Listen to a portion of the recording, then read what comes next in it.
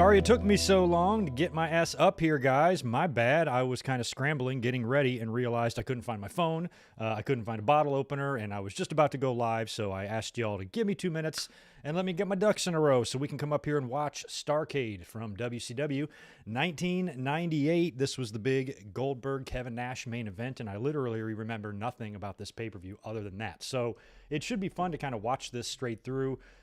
Like most of these watch-alongs, it's going to feel like the first time I'm watching this because I really haven't watched this show straight through in many, many years, perhaps ever, since the day I ordered it on pay-per-view. So it should be fun to see what was going on in WCW around this time. A lot of it will probably spark many memories with me in terms of what's going on, and I'm sure we'll have, our usual suspects in the audience here to share your memories and help me out with some of my trivia stuff, because a lot of times I'll misremember something, and you guys can straighten me out. So it should be a fun one. Hope you guys are having a great Sunday afternoon. As somebody pointed out, Tatanani has pointed out in the chat, tonight's NFL game is Saints and Bucks. So you guys might be watching that, or you might be watching me. Who knows? A lot of NFL games and sports games and Saturday Night Live last night. A lot of things are starting to be affected by the new round of positive COVID cases that's spanning the country, which is a little bit scary. And hopefully we will not have to return to pandemic TV here on the channel. But we're here tonight to have a good time. Starrcade 1998. Next Sunday night, we're going to do Starrcade 1993. And then after that, we're into January and WrestleMania season. So the next few months is going to be pretty much only Royal Rumbles and WrestleManias in terms of the watch-alongs we're going to do here. So we got a lot of them on tap. That's going to be fun. I want to say hello to everybody who is in here in the chat. I did no sound check, so let me make sure I can be heard. Make sure I can be heard, I should say. There we go. We're looking good over here. Good to see We Are Pro Wrestling in the house. Little Justin, Raymond, Ruben, Janelle, Nathan, Ben, and George Morris with your typical $5 drop. I appreciate you very much, my friend. Hey, Greg, how are you doing? Starrcade 98, 10 out of 10. I thought so. Do you think WCW 99 through 01 is better than WWE in the last 20 years, especially currently? I say yes. Better than the WWE last 20 years? Absolutely not. WWE has been, even 20 years ago, post-Attitude Era, post-Rock and Austin, things were still pretty good, from time to time. But I'd say the last 10, 5, and certainly the last couple of years, for sure, it's pretty scary to think that a company in such disarray that WCW was in 1999 through 2001, they were actually more organized and had their shit together more than WWE currently does, and that is scary. So I kind of halfway agree with you on that, George Morris. I think from 2001 through 2007 or 8, things were okay, and then it really took a shit for me after that. But with blips and moments of greatness, over the past 10 years too. But yeah, we always look back and made fun of WCW and those years in the company. And looking back, it wasn't that bad compared to all the disorganization we see now. But thanks, and I'm glad you're here. Raymond, I'm not sure if I got you. Wilbert Reed in the house, and David Hosea. What's up, man? Glad you were here. You were 10 when this pay-per-view aired, and this was the night WCW lost me. I was a WWF guy going forward following this show. I was always a WWF guy. I wasn't even a big fan of Goldberg because I thought, he was definitely over. I can't deny that. But even though I wasn't a huge fan of him, I definitely kind of thought it was the wrong decision to dethrone him here. Kevin Nash always says that you had to get the streak out of the way. I kind of get that to a degree, but he's your champion. And, you're in this war with WWE. You haven't made any stars. They have. You got one here that's made. Don't fucking beat him this way. And they should have kept it going. But, he had to lose at some point. It's just not sure if this was really the right night, but we'll talk about it as we go here. Donnie Patty, good to see her. Donnie Patty, not sure which one that is. Appreciate you, and thanks for being here. Watched this pay-per-view a while ago and didn't feel like a big flagship pay-per-view at all. I know, this is WCW's WrestleMania, so this one might be a bit weak. We'll see. David Brown, I'm glad you're here. So happy you're here. Welcome. Back in the day, you remember watching this back in the day. A lot of us do. I'm curious how old many of you were during this. Some of you might not have even been born. I was 21, old enough to drink when this thing happened. Pretty crazy. Yes, Howard Starr, this, if you can see from the thumbnail, that pretty much gives it away. Ben Espinita is in the house. I think I got you already, my friend, and pretty much everybody that's here I've gotten a shout out to. So, as you guys know, the way we do this is we pull up our Peacocks. That's how we watch these shows. If you're watching on something other than Peacock, like the WWE Network outside of the States, you might not match up perfectly, but what we do is just hit play all together, follow the timer above my head, and that's all you got to do. Just follow the timer. On Peacock, they have the time for this show listed at 2 hours, 45 minutes, and 10 seconds. So when we all hit play, we should be able to follow along just fine. And if you're not watching on Peacock, it'll be close, but maybe not perfect. And as usual, last week we did... Or not as usual, just follow the timer above my head in case anything happens. If my shit fucks up or your stream buffers or anything like that, the timer above my head never stops running. So we will all just follow along with that and keep synced up with that, and we should be fine. Last week, I did experience a few interruptions in the stream. I think it was just due to a bad connection or something. I have great internet and strong computers, but something was going awry last week, and we had a couple of interruptions on my end. But like I said, the timer kept running, so I was able to, continue following along, and it was just fine. But hopefully this week we'll have no issues, and we can all watch Starrcade 1998 uninterrupted together. So hopefully by now you guys have pulled up your Peacock. You want to get all your zeros down to zeros across the board there on the bottom, and you're looking for Starrcade Season 16, Episode 1. So I found it on Peacock. You go to WWE, you scroll down to the WCW shit and run through there. You'll see the Thunders and the Slamborees and all that. You'll find Starrcade and go to Season 16, Starrcade 1998. If you have a service that makes you watch ads, watch all those ads, get those out of the way, and we will hit play together. And we'll do that here in just a second. So we should be able to finish up right at the top of the hour if we hit play in the next 2 minutes. We'll finish up at 8 p.m. my time, 11 p.m. on the East Coast, and who knows what time, wherever you are or happen to be in the world. We Are Pro Wrestling didn't feel strong because a lot of top stars were out. Sting, Luger, Hogan, and Savage were all out for this thing. No shit. And Brett didn't have a match as U.S. champion. That's crazy. Why are we watching this? I just remember the Goldberg and Nash match, and I wanted to watch some Starrcades this year, and I thought this would be a good one, but it sounds like the card might be a little weak, and no Bret Hart match either. He debuted on this pay-per-view the year before as the referee in Hogan and Sting. So, man, we will see how it goes. Yeah, HBK, you were 8 years old watching HBK in 1998. Yeah, Shawn was out of the ring by this point. He was... he was on TV. He was the commissioner, I believe, actually, in WWE, who took over for somebody, and then he passed it over to Mick Foley, I think, the next year. But, yeah, we're about to watch some good old WCW together. The wheels, I think, were starting to come off the company around this time. So, hopefully, during all this blabbing and running my mouth, you've got your Starrcade 98 pulled up on your cock, and you're ready to hit play.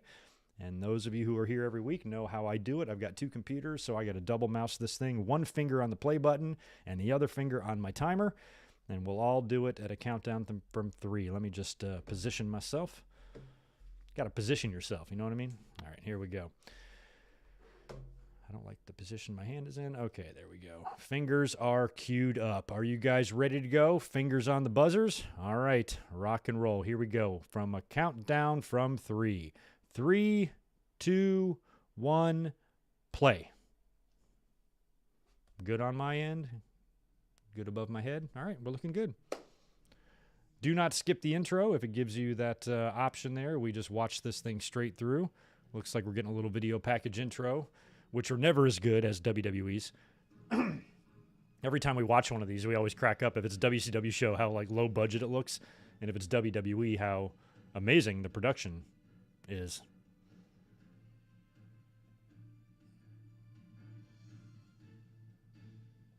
And Nash, I guess, was Wolfpack. But the split had already happened, right, with black and white and red and white. I know Nash and Hall were having a feud that was tying into Hall's drinking. I think they worked at Halloween Havoc, and then they kind of got back together here. And just a few days after this is when Mr. Finger Poke of Doom would be happening. Happy Festivus. Is it December 19th? Is that the day of Festivus? I didn't even know that. I mean, I might have. I just forgot. Yes, if you are celebrating Festivus today, hope you had a great one. I hope you aired your grievances and displayed feats of strength. I know I did.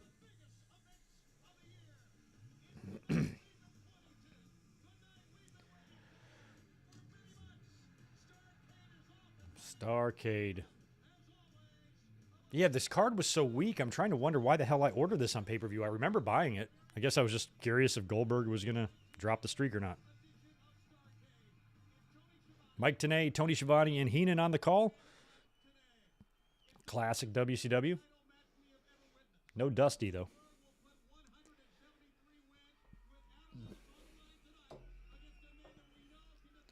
$173 wins for Goldberg. He debuted like a year before, so that means he'd have to win a match every other day.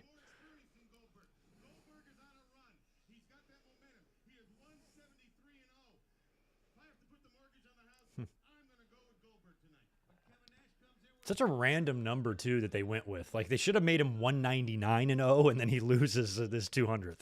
That's what they should have done. They could have easily padded that and just added 16 more wins to it. Yeah, 199 for 26 more wins.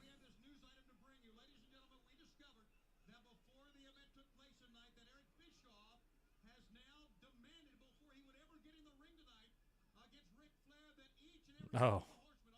Bischoff and Flair, huh?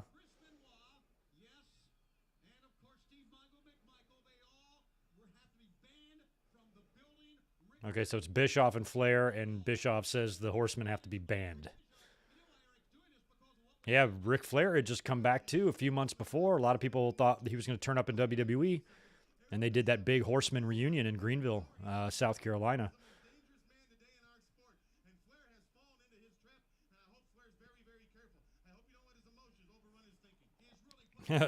Tatanani, the guy who was head booker at this time in WCW, was the guy who would win the main event. What does that tell you? And we love Kevin Nash. Kevin Nash is like my favorite dude. He responded to a tweet of mine just like 2 days ago. Love Kevin Nash, but I think we all kind of have similar opinions about this time period in WCW.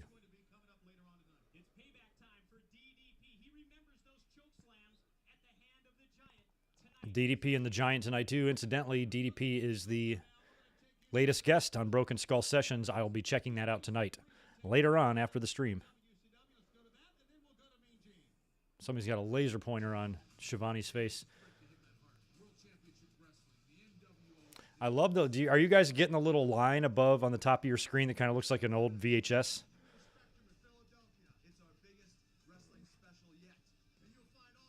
What kind of promo is this for? The show hasn't even started yet, and they're running some low-budget commercial. For what? On QVC, December 30th, 8 to 10. It's a QVC spot. Oh, my God. Is QVC still a thing? They are in Washington, D.C., by the way.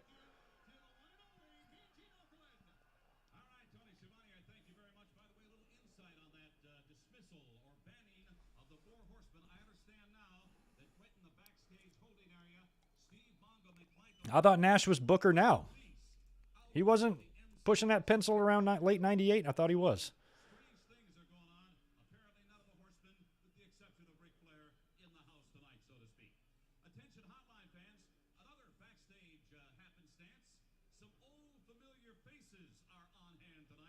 Oh, you got to call the hotline to find this out. Bob Ryder, rest in peace. WCW Starrcade 98 hotline report tonight. For all the details and speculation about who is backstage and what they might be doing here, give us a call right now. So who is backstage? So who the hell is he talking about? I'm trying to think late 98. Who bounced? Who left? Who was leaving WWE at that time to go to WCW? It wasn't that many. I mean, the Giant was about to be out of there. I'm trying to think who went the other way. If Gene is referring to... Was Bam Bam there yet? Could be some ECW guys. Might have been Bam Bam. I don't know. It's about time. We had the announce team talking to us forever, and then we had some low-budget-ass QVC commercial. Then Mean Gene plugs the hotline. Now we get into our first match. Juventud Guerrera coming to the ring, maskless.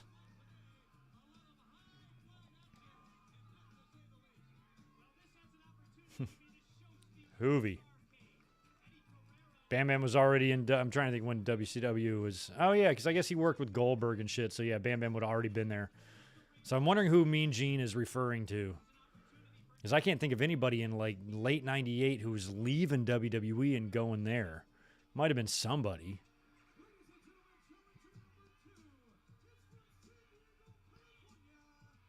Well, this is definitely. Well, maybe not, because I never know. Feels like dubbed over Rey Mysterio music. I guess it could be his real music he used back then. I don't know.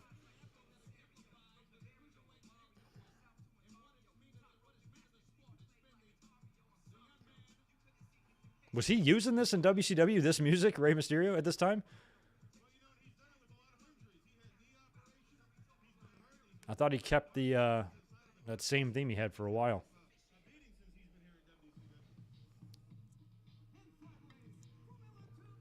All right, Kidman. No, Jarrett wasn't. It wasn't Jarrett. Jarrett wouldn't be heading over until late the next year when Russo and Ferraro would make the jump. Yeah, I feel like it would have to be some WCW guys. I mean, Raven and Richards and Bam Bam, they had all been in there by now.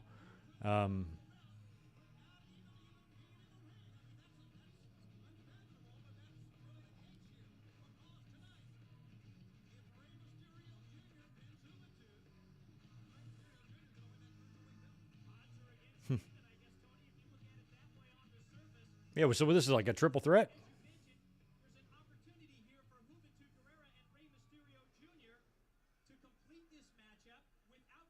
And WCW would be getting really close here, too, to another thing I didn't like is like when they changed the logo and stuff in like 99.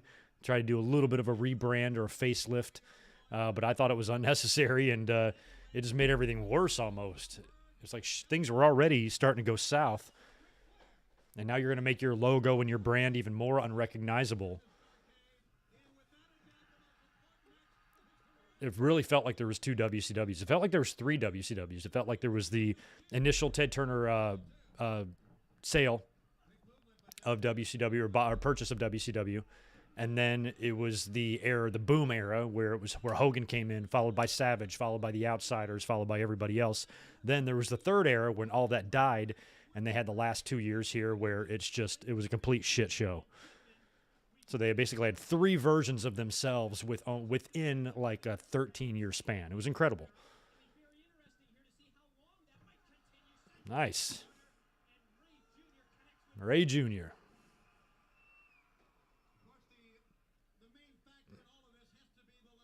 The spaceship logo. It looked like the spaceship from Independence Day, didn't it? Kinda.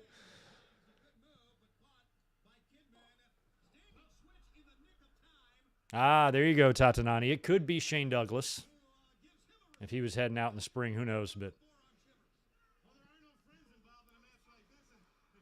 look at little Nate, young little Nate in the ring.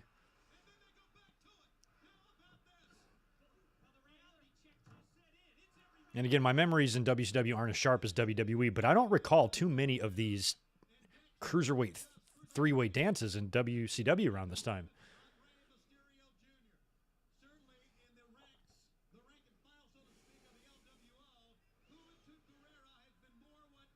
Okay, so winner of this match gets a shot at Eddie. Is that the deal?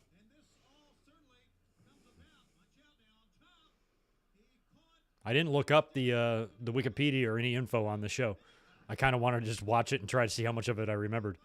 So I don't know what the matches are, other than the ones they've announced. DDP and Big Show.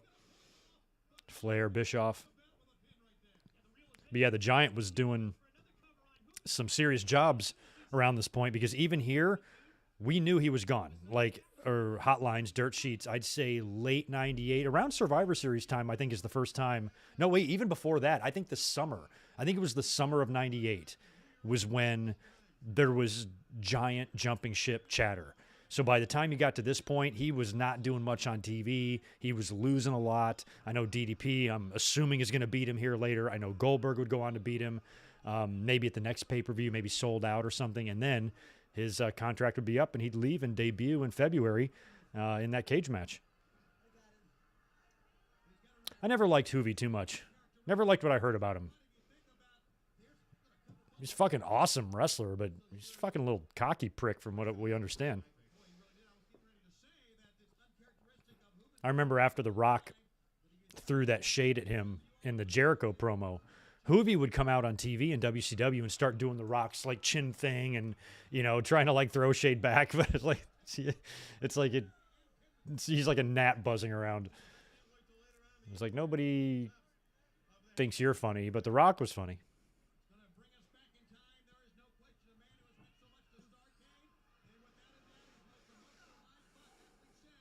Yeah, I think what I would have preferred with the WCW logo, if you want to like spice it up, I'm cool with that. I'm cool with that in spice, but I'm just a believer in trying to, you know, because I'm just such an old school, like nostalgic guy too. I'm always going to want that link to the past, you know? I would never want the logo to completely and totally change and be completely different from what I remember. You see that a lot with sports teams too, you know. A lot of sports teams have changed completely, but some have retained those old original colors or the old original logo and just kind of maybe modernized it and stuff. And I would have preferred, I mean, WCW logo was nothing special, but it was definitely more recognizable than the Independence Day spaceship that they would change it to later.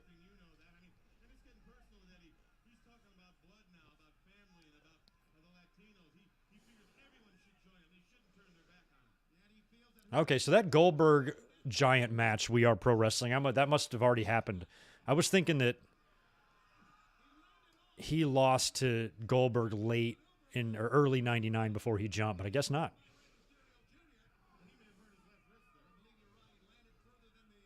I even thought it was a Thunder match for some reason. I don't know. So he was gone quicker than I thought. I thought he would work, perhaps sold out, or whatever the January pay-per-view was called. Might not even have been sold out by that point, but I was thinking he would wear that or work that.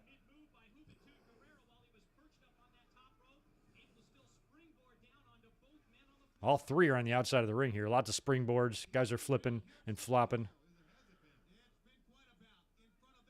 Fucking John Cena would wind up stealing Kidman's Jort look.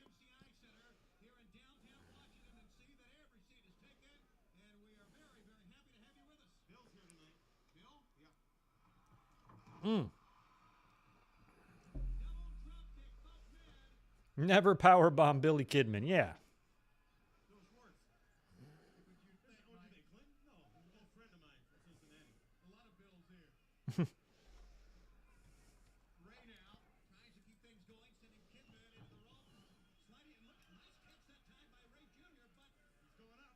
Oh, look out, Ray. Oh, here's Hoovy. Is it a Doomsday Device springboard? Oh, wow. Hey, that looked pretty good. Springboard Frankensteiner with Ray on the shoulders of Kidman. I mean, even for WCW at this time, look at the crowd in the audience there. I mean, we had two major companies both selling out arenas at the same time.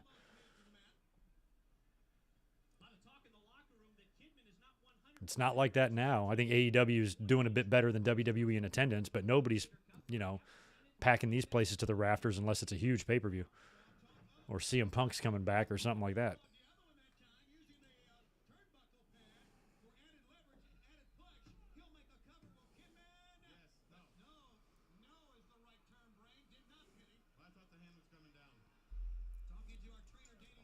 Ha! Goldberg and Scott Hall will do sold out in a taser ladder match. How do I not remember this? I mean, obviously there's going to have to be some revenge there for Goldberg to get on Hall, but I didn't know they did a taser ladder match.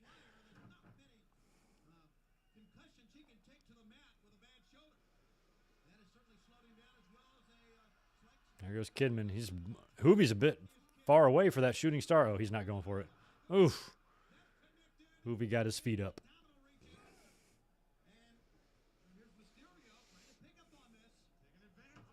Nice.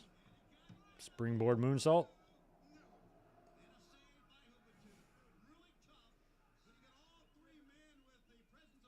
Yeah, the Cruiserweight division was good. I mean, some might even say the best days were already behind it by now, by late 98. But I'd say 96 and 97 and probably early 98 were really, really great.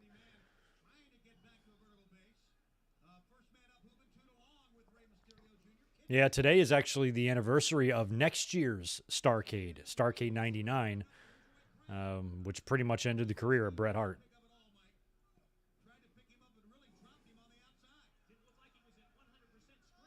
Wow. Oh, look at that thin, narrow mat they have on the plywood floor. Even for 1998, that's pretty primitive looking.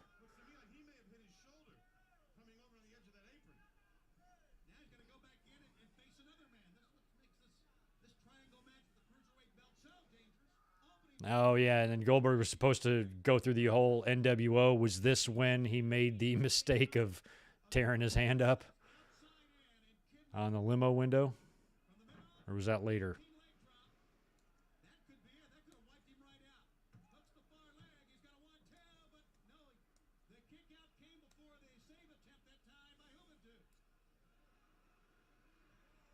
Thought the crowd was chanting something. Ray, you okay?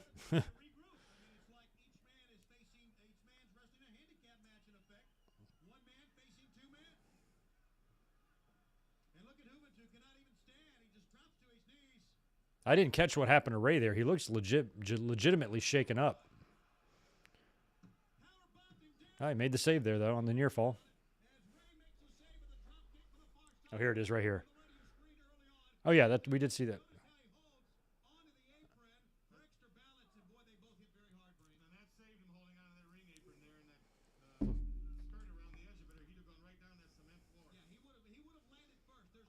It's a wooden floor, Bobby, not a cement floor. Oh, I thought Ray was going for a Panama. Oh, and that's an interesting. It was almost like Kidman countered the Panama Sunrise, and then Ray double countered into a Bulldog. Okay, it's about a month later was the limo spot. Yeah, he tore. I think he cut deep. He had some nerve damage, all sorts of shit. And I think that's when he was out for a while. When he came back, he turned heel. Is that what they did? I think that was a mistake, too. You can see the footage, too, when he slams it, and then he kind of looks at his hand, and I think he even keeps going with it. I'm like, stop.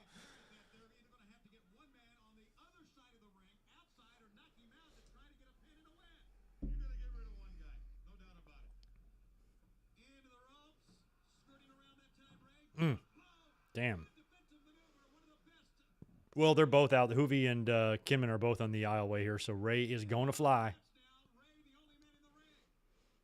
Moonsault, it looks like. Is he going to springboard moonsault these guys? Yep. Wow, look at that float. Oh, man, they could have caught him.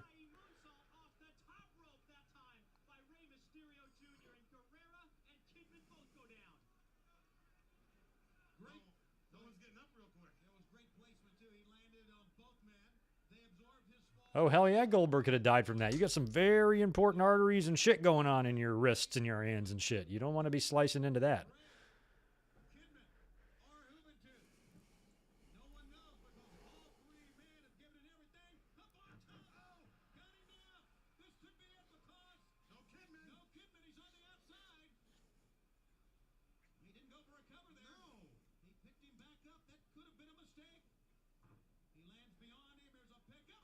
Ooh, Hoovy driver there.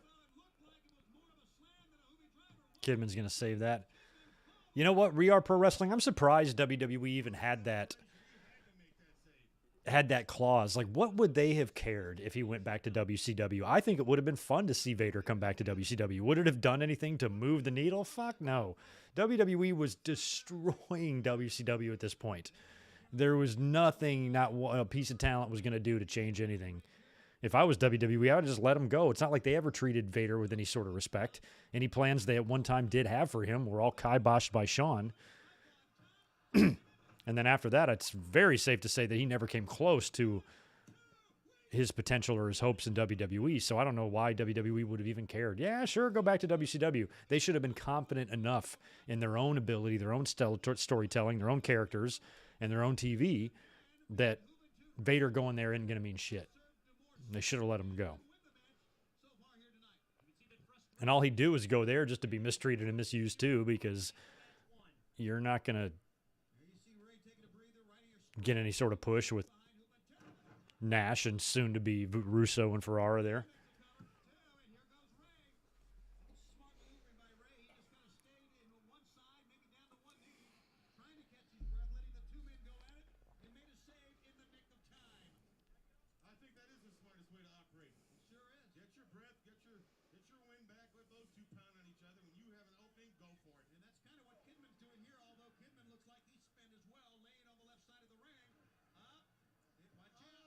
It is too bad, too, that, like, the Giant and Vader never really interacted or crossed paths. It was like Giant came in right when Vader left, and then Giant would leave here right when Vader would have been, you know, seemingly available to come back. Nash and Vader really never did much either. They were in WWE together for like 3 months. That was a big shooting spar from the top to the floor, onto Hoovy and Ray, who Ray just looks like he's taking an ass kicking out there.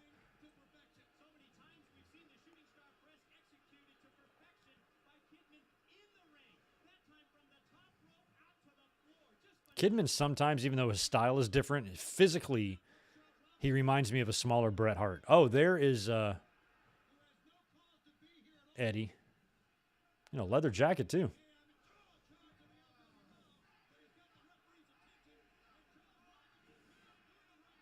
Charles Robinson is not letting Eddie in. Oh, man, Kidman's got Hoovy.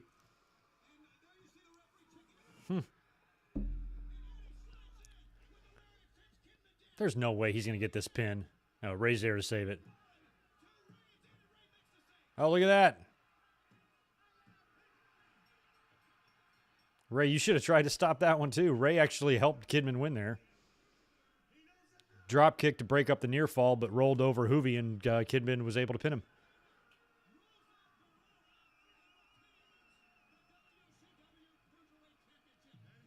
Oh, he's the Cruiserweight champ. See, I'm not even paying attention during these entrances.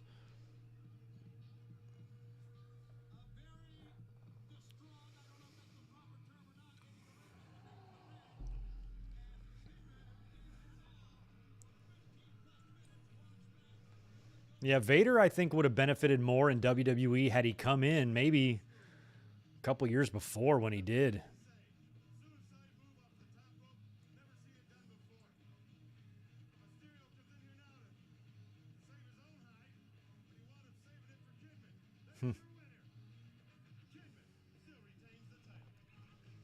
I know, but it was funny, too, Raymond, when Ray hit the dropkick there, he didn't even, like, attempt to break up. You're just as moron as he is. Is Ray a heel here or something?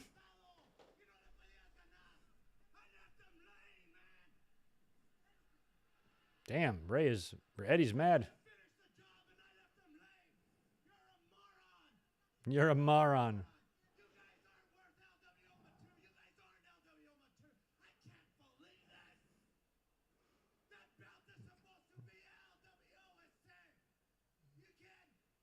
It's still going to be a whole year until Eddie leaves.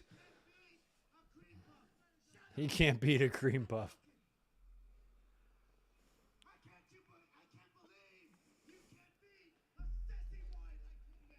A sissy boy like Kidman.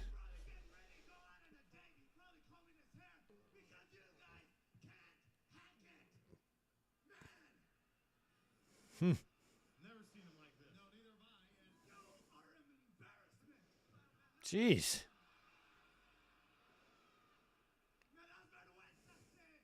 Is Ray going to put up with this shit from Eddie? The LWO was kind of a dumb idea anyway.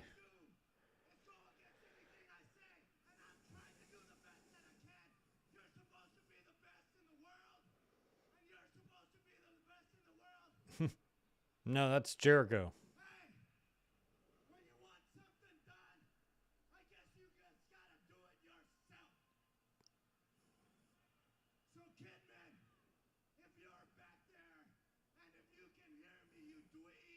You dweeb.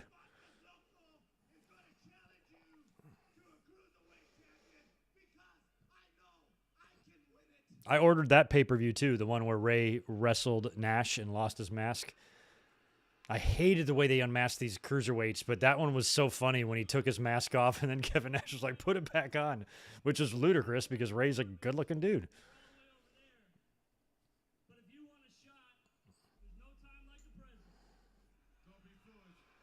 Oh, what? Are they actually going to do this and then Eddie's going to win the belt or something?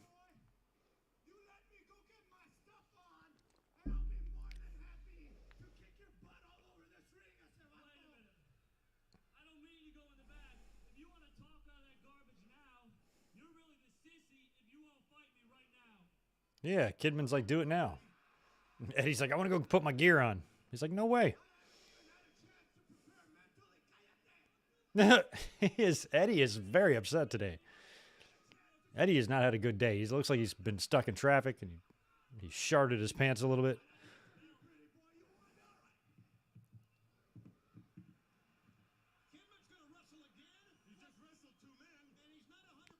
This is like some shit that would happen on Nitro.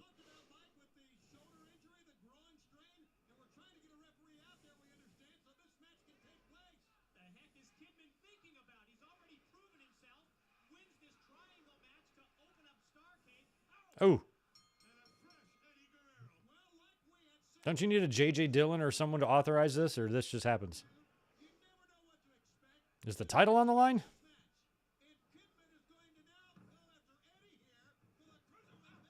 It is for the belt. Eddie's and jeans.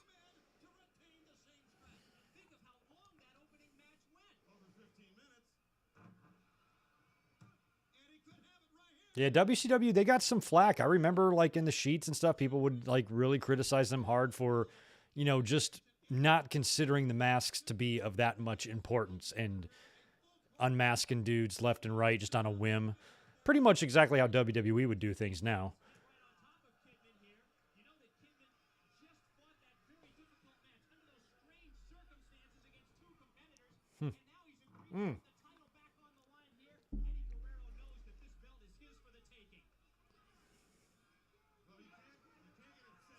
Like Ray and Hoovy are out there cheering him on now.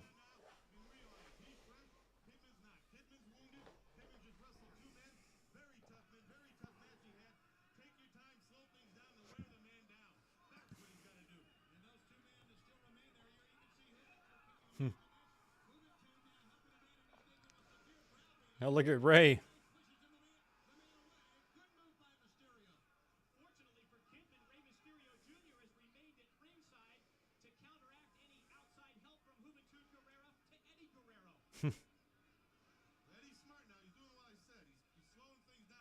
Good to see you, K-Dog's Kennel. We're doing great. Watching a weird opening here to Starrcade 98 with our second Cruiserweight match now.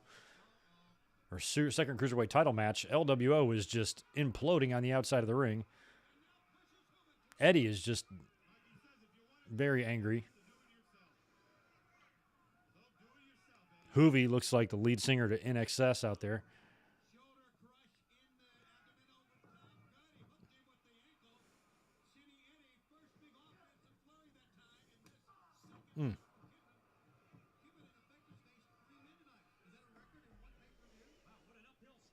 Oh, I'm not surprised Bischoff wanted to do anything like that. Probably took some convincing to finally get the mask off of Ray.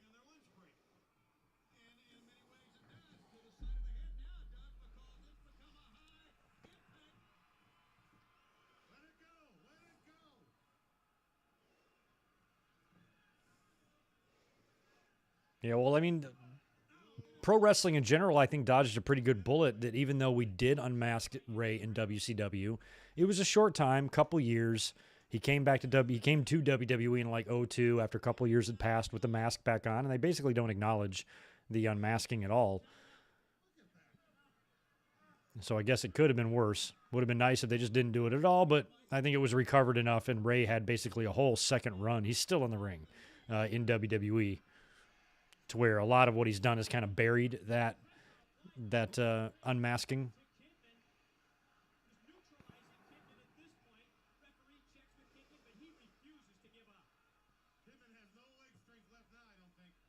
Yeah, WCW could have been printing and selling those masks way back in the day.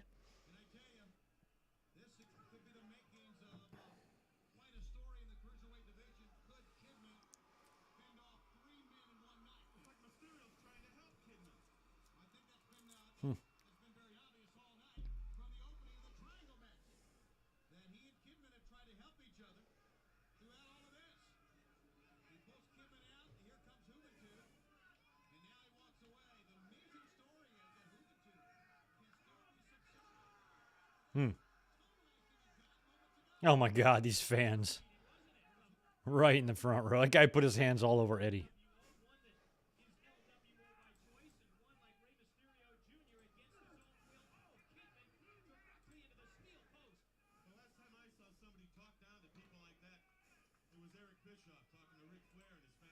Hmm.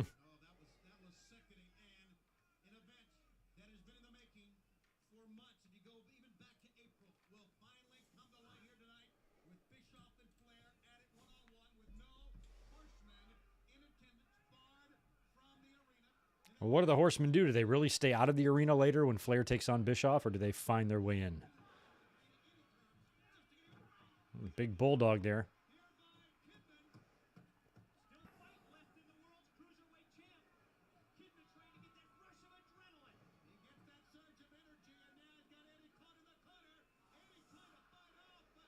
What's going on at Eddie's crotch? Did he piss himself? Y'all see that?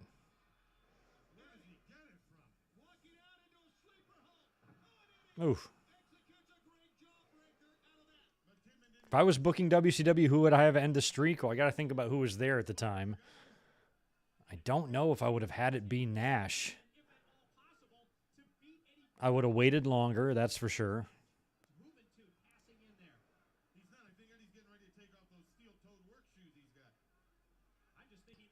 Yeah, I don't know. I'd have to think about it.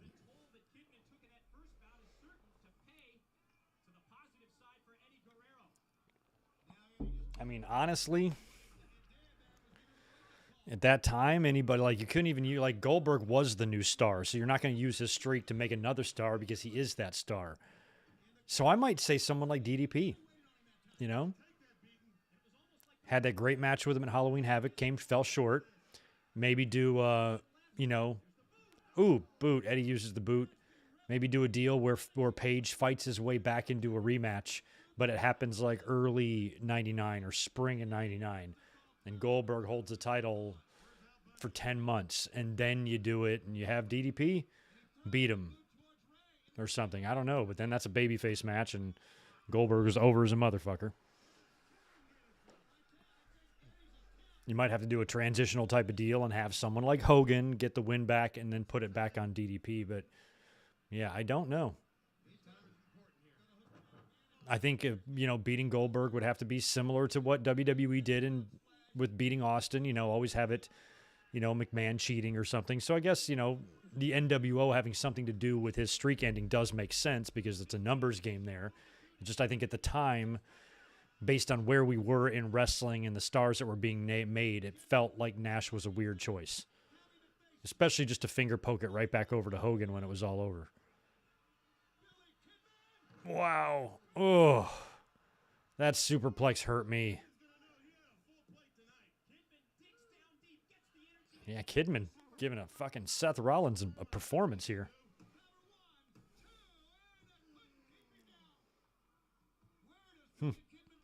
Brett would have been great. I would have loved for Brett to be the guy to beat the streak. But WCW wouldn't have done that.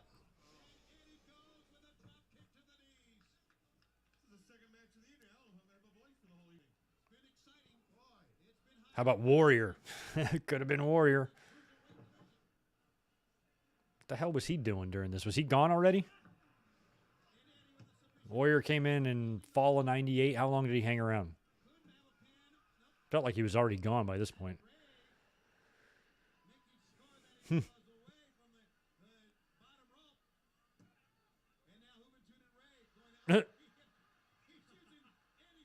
Ray is hilarious with that shoe. So Eddie's wrestling with one shoe on?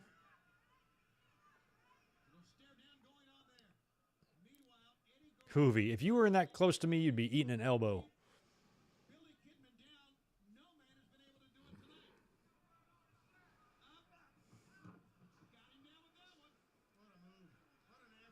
Well, how they're going to do the main event later, I mean, Goldberg losing the streak, I mean, they did try to do everything. They shocked him with a fucking cattle prod, you know, and had some serious shenanigans going down in order to beat him. So, you know, it's not like I cared really how they did it. It's just, I don't know, at the time, it just didn't feel right. A lot of fans were like, really? But, you know, you can look at it in the same way. Like WWE was doing the same thing with Austin. You know, Austin won the title at WrestleMania in that grand moment. And what they do? They took the belt off of him at King of the Ring. He did win it back the next night. But still. But unfortunately in WCW, I think a lot of politics played into play here. And I think Hogan only did that favor to Goldberg knowing that he'd be the guy to get the belt back. Or that he would be getting it back.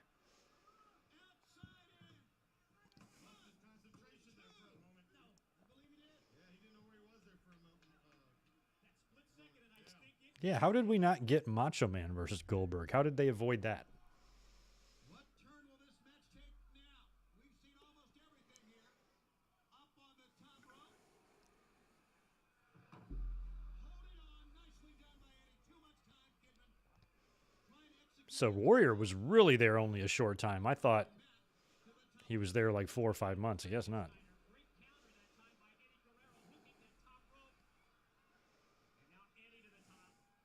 Oh, Eddie. Is there a worse match than Hogan Warrior Halloween Havoc? Yeah, Zelina Vega and Rhea Ripley from last Monday. Oh, crotched. Poor Kidman. Fucking Hoovy. Why does he celebrate after he does it?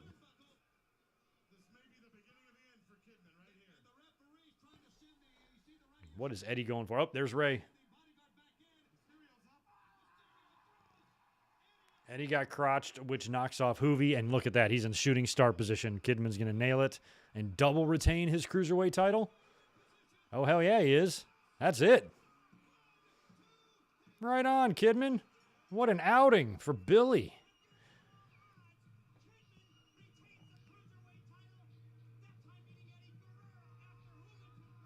Right on, Kidman.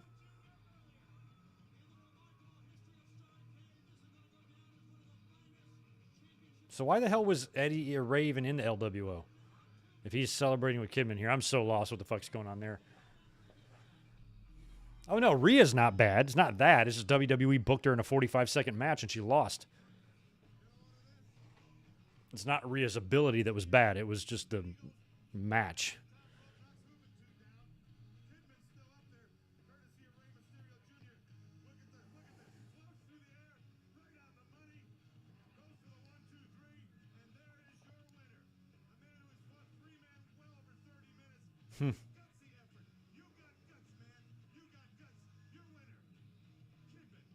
Kidman.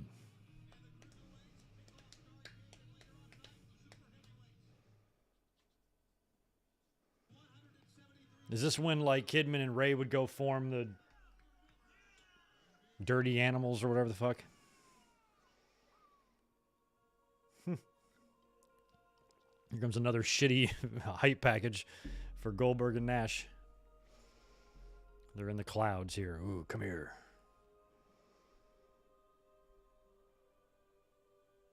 Oh, wow, there's Terry Taylor on that package. He'd be in WWE in 99. He'd be working backstage.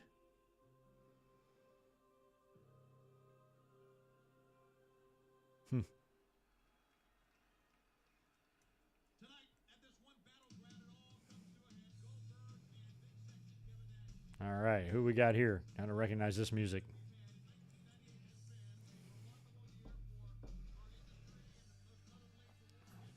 Norman Smiley. That is awesome. Norman Smiley. Norman is just crazy. Who's your dad? I always thought Norman Smiley looked like Warren Moon, quarterback of the Houston Oilers back in the day. Yeah, Terry couldn't... If you look up the history of Terry as a wrestler and a backstage guy, just look at how many times he went back and forth from WWE to WCW. It was crazy. NWA in the 80s, and then WWF as the Red Rooster, back to WCW, back to WWF to come back as Terrific Terry Taylor, back to WCW again.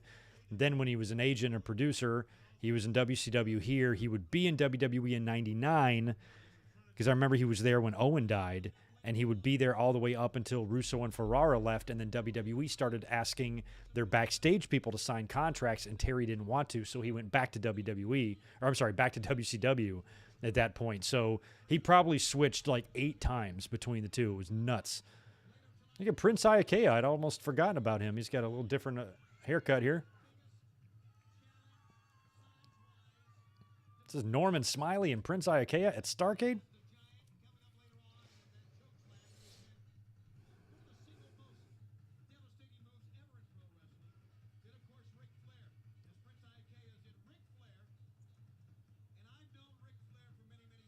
Prince Iakea never passed through WWE, did he?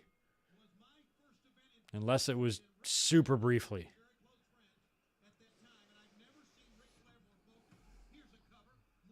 I hadn't heard the Norman Smiley, Rick Steiner. Norman's tough. Everybody's always said that.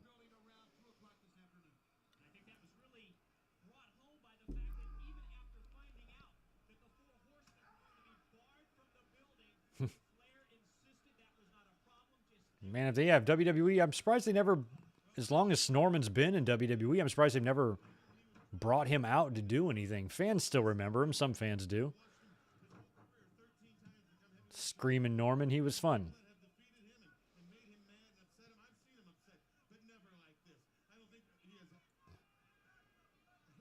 Yeah, Prince Iakea never came in. I know Ultimo Dragon was there for a second.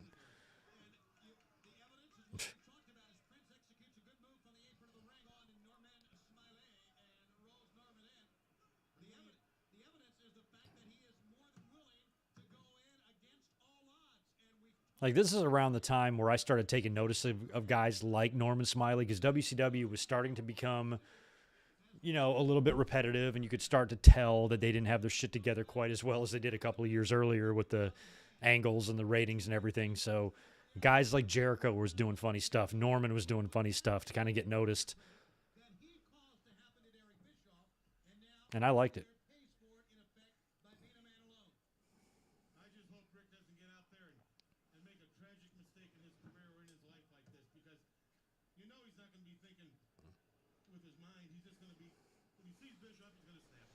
Later on, I'm curious, when Flair takes on Bischoff, does Flair have, like, Reed with him or anything? Because I know that was kind of the crux of that whole issue there, is that he wanted time off to go to Reed's tournament or something.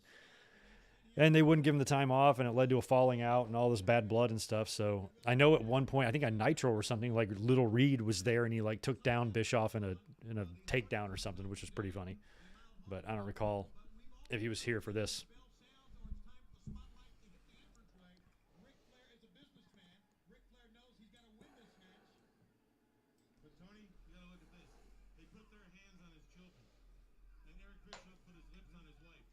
Oh, did Eric Bischoff kiss Flair's wife? That's what you get, Flair. Remember WrestleMania 8? What goes around comes around, bitch.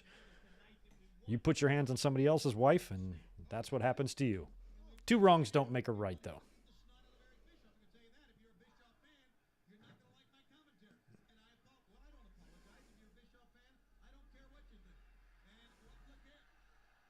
Smiley, the way he did that.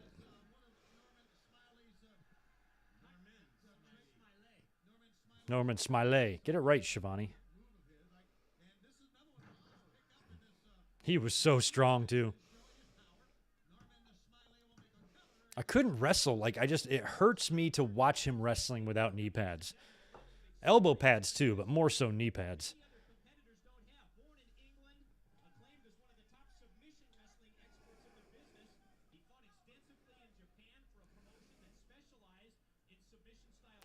No, the Flair heart attack was on TV, although I don't recall if it was before or after this. I think after. Yeah, it had to have been after, because he only came back in was like September of '98. So that would have had to have happened in between then. But no, I think the heart attack shit was somewhere in '99.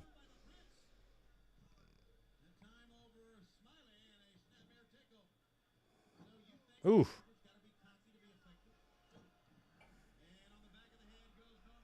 Fans, I think, are chanting boring, which is not cool to Norman.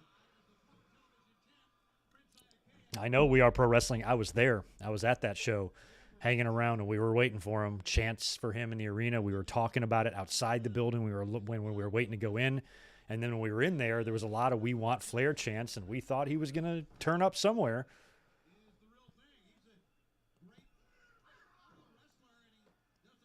Talked to Mark Marrow and Sable and Ken Shamrock outside the building that day. That was my second time meeting Marrow, and he remembered me, which was really cool.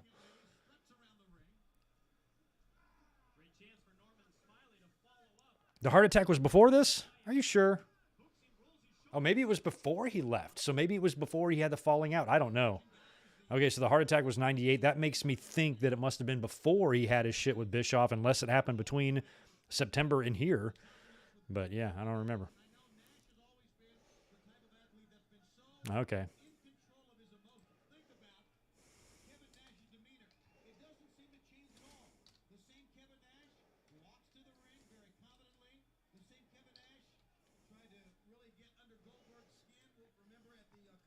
signing that they had? And that same Kevin Nash will go into the ring, and I just wonder the emotions going through. Ah, so this just happened 2 weeks before? Looks like the 14th of December that heart attack shit went down. But it was not, he did not have a heart attack. He was poisoned. Okay, that's the storyline. All right. I knew that it wasn't a heart attack. I just see the way he was making the motions on TV. I remember a lot of people like kind of frowning at it at the time, saying that it was a little distasteful. But I guess he was just poisoned. Okay, so it just happened. I was thinking it had to have happened in 99. It seemed like more of a desperate storyline attempt, and things were so much shittier in 99. That's kind of why I assumed it would have been there.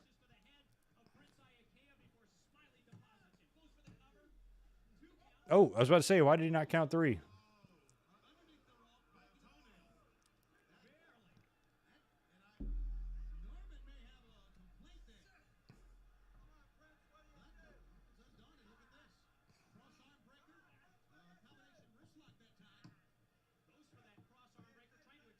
Prince is trying to get... There you go. Roll over. There you go.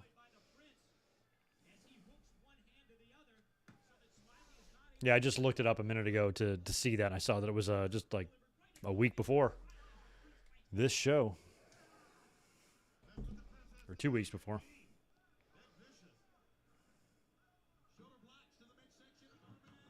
Nice dice drop toe hold.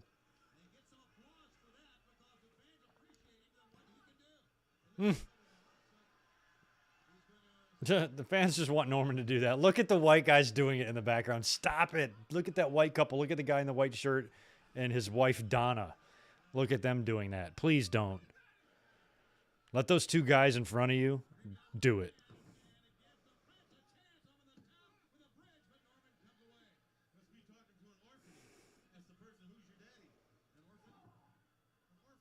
An orphany.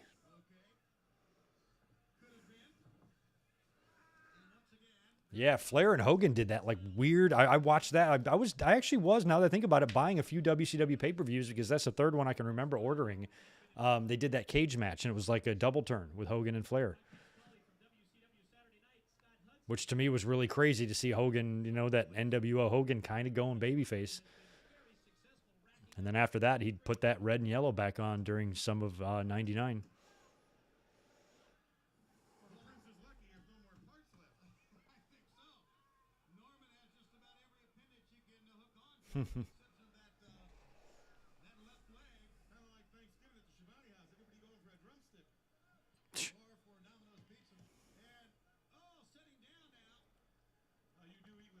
Oh, yeah, Flair got committed. I remember that. Didn't he run into, like, Scott Hall there, too? Because Scott Hall was committed, too. I forgot, yeah, and I remember Flair would be in the robe dancing. Flair always had crazy... I remember there was one promo he did on TV with Gene in the ring, and he's, you know, he starts taking his shit off, and he says something like, "When we come back from the break, I'll be naked." Flair was just out of his mind. He was in full Jay Lethal mode back then.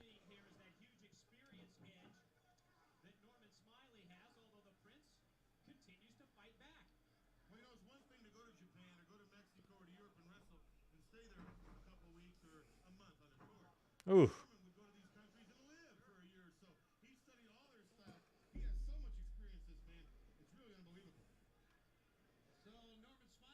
I don't even recall. That's where they brought in Asia? I don't even remember that.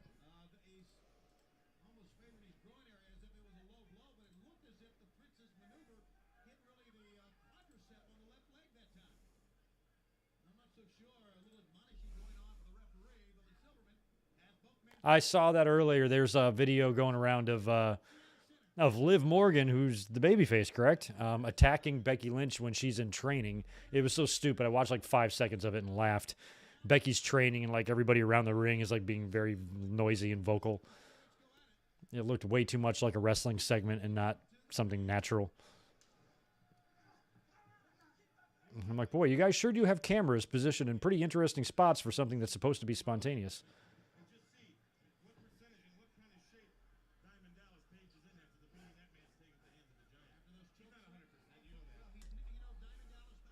My God, Iokea and Norman Smiley. Let's get to the end of this.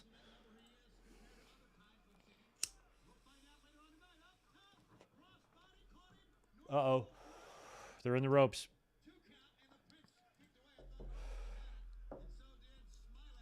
Kind of an underwhelming Starrcade so far. Sorry I picked this one. I thought it would be a good one. Don't worry, 2022 is going to be awesome.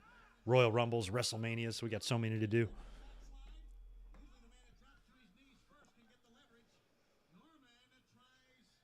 Actually, I've got 2 small folders saved already. Let me look at my watch-alongs. Royal Rumbles for sure we are doing. So far, I have 1997 because this year will be the 25th anniversary. I did a 20th anniversary review of that show back in 2017.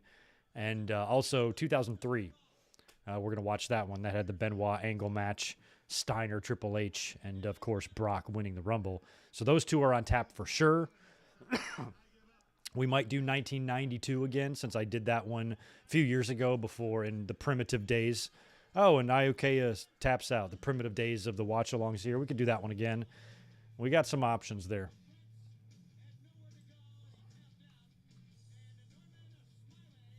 The first Rumble on pay-per-view was 89 with Stud. They ran a dry run on USA the year before. I think went head-to-head with Starrcade or something like that. Or not Starrcade, something else. And that one was on USA. Hacksaw won it. All right, Smiley taps out Iokea.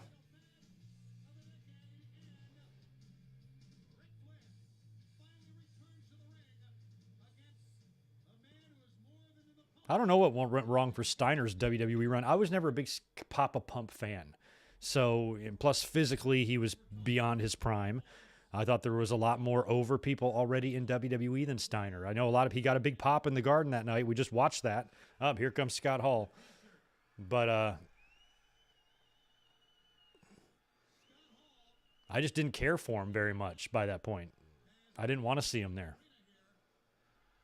I never liked the character. I'm on the minority. A lot of people liked the Big Bad Booty Daddy. I thought it was fucking stupid. I just didn't like it. Thought it was dumb and didn't care about his peaks or his freaks or any of the, big titted girls he came out there. I just didn't care. I never liked his promos. They were just all over the place. He wasn't my favorite. I liked him way better when he was in the Steiner Brothers in like 1993 than I ever did when he became a heel. But I understand I'm in the minority of that. He's a big part of a lot of young wrestling fans' memories, just not mine.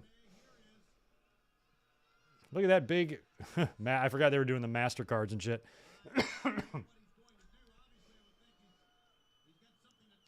I think you could also order checks with, I'm not sure if WWF did them. I know WCW did them. Yeah, he's got no music.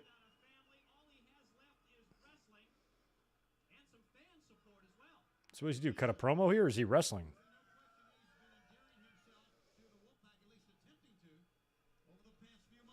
We could do an ECW or a watch along or NXT takeover next year. Sure. They're all on Peacock. Right?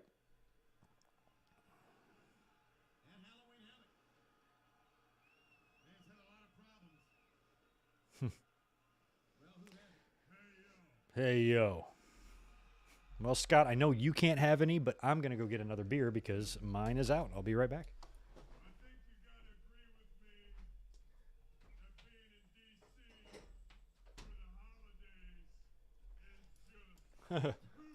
Did he just say being in D.C. for the holidays is just too sweet? No. Disagree. I can think of lots better places to be.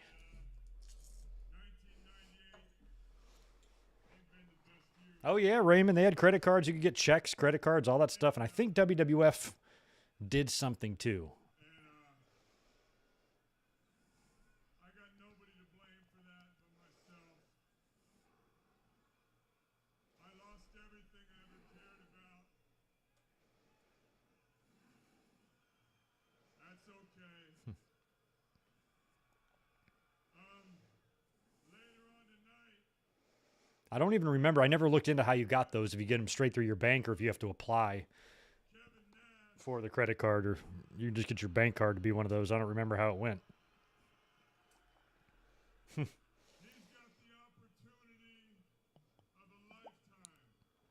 We rode up and down the road. I have some friends that just moved from here, from San Diego to DC about 2 years ago now, and they're always like, bro, it's cold. Like, it's not even that cold, but compared to out here, it is. Well, Kev, you told me a while back that I had to prove myself to you.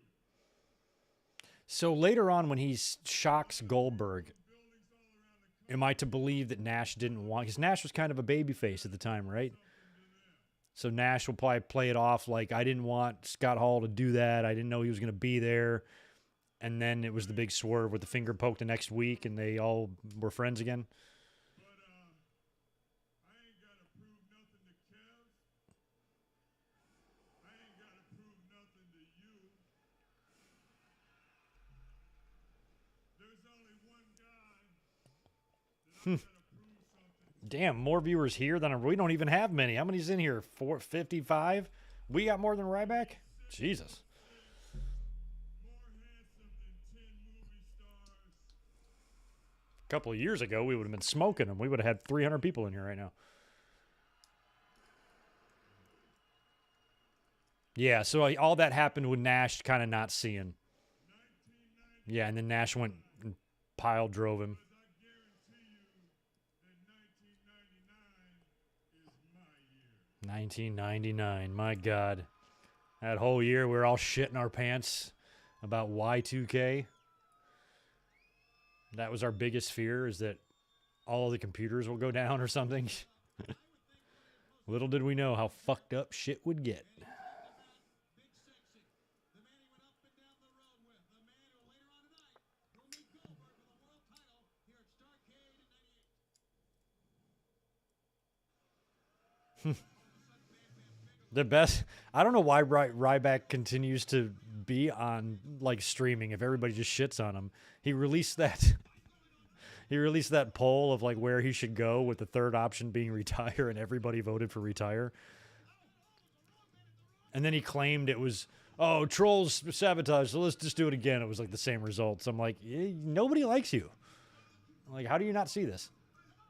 Oh, so look at there, Nash and Bam Bam Bigelow and Goldberg. All, it's kind of interesting with Nash and Bigelow. I'm curious what the relationship was here in WCW, because Bigelow was not a fan of the Clique at all in WWE. And now he has to deal with it here too. The Clique's almost even worse in WCW because Nash has so much pull with everybody.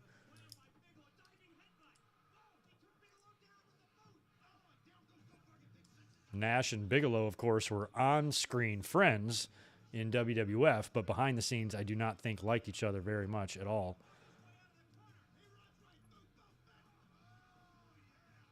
Goldberg and Bam Bam, I remember, had a great match on pay-per-view too, if I remember right. Because Goldberg didn't have too many great matches, but he had a couple that did stand out. And hell, if Goldberg can make, or I'm sorry, if Bam Bam can make Lawrence Taylor look good, he can definitely make Goldberg look good.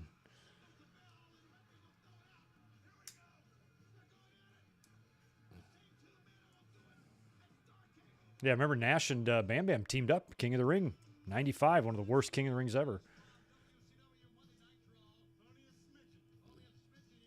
I'm pretty sure Bam Bam was even in the ring when Diesel, I should say, and Shawn Michaels kind of like got back together in like 95 as babyfaces after the split. Ernest Miller. Well, on the last pay-per-view, we got to see the KAT's boobies. Now we get to see the CAT's boobies. Which one did y'all prefer? Vote below. Last week, of course, we did Armageddon 1999 watch along. That one was fun. Is this are they not playing his Let's Call My Mama song, or did he not have it yet? Yeah, that Raven was a good match too. DDP was good. I don't remember the Perry Saturn one, but I definitely remember the Raven one. That was good. I mean, I'll call his mom if you want me to. Hit me with her number. We'll hit her up. See if Miss Miller wants to hang out. What do you think her name is? With a name like Ernest, your mom would probably be, I don't know. Diana, something like that. I don't know.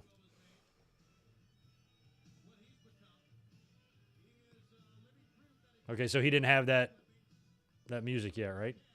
And help me out. How long was he in WWE? He did come in, but it wasn't like so quick. He was gone before I even knew he was there, basically.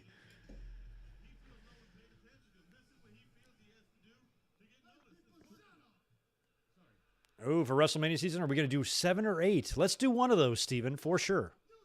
WrestleMania 7 or WrestleMania 8. I'd be into either one. I think I might lean towards 8. Oh, that was such a good show with Brett and Piper and Savage and Flair.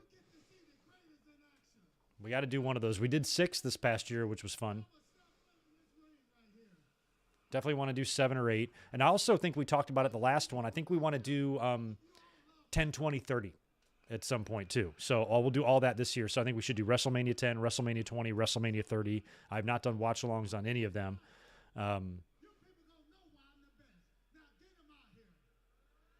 Except for I did a few years ago when I was testing out watch-alongs. I'm pretty sure I just watched the main event. Like I just watched the final match of WrestleMania 20, if I remember right. So we can watch the whole entire thing. And we can watch WrestleMania 30, which will be really interesting to watch. It'll be a lot of 4-hour streams for WrestleMania season. So we're going to spend all of January doing Royal Rumbles, but literally right when it's over, it's going to be WrestleManias, as many as we can do. So it'll be fun. Look at Perry Saturn with a Tupac bandana and a little sparkly vest. What did Charles Robinson do? Or do you mean Charles Robinson?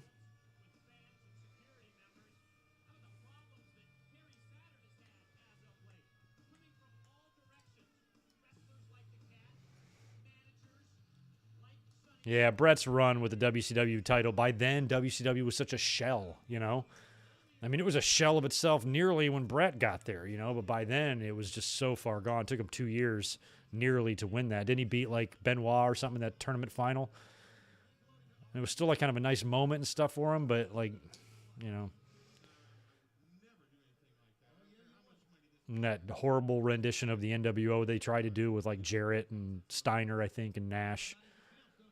And I remember they were, like, getting the band back together. I'm like, what band? I mean, unless you mean WWE guys. I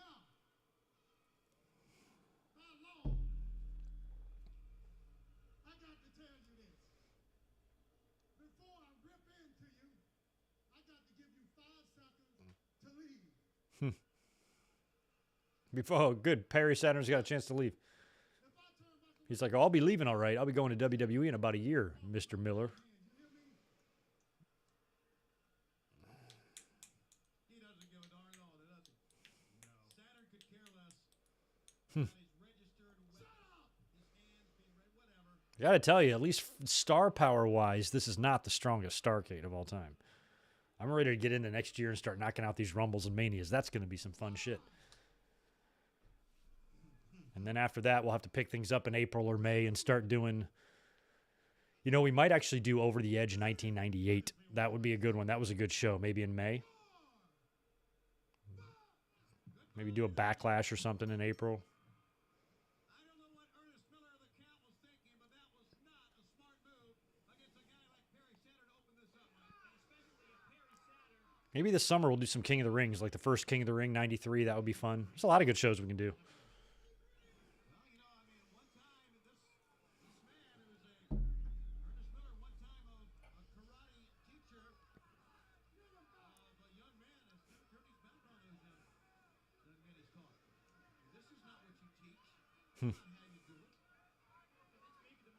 Sonny Ono. What was Sonny Ono was on one of those Dark Side of the Rings? Was it the Collision in Korea one that we saw him on? Ernest.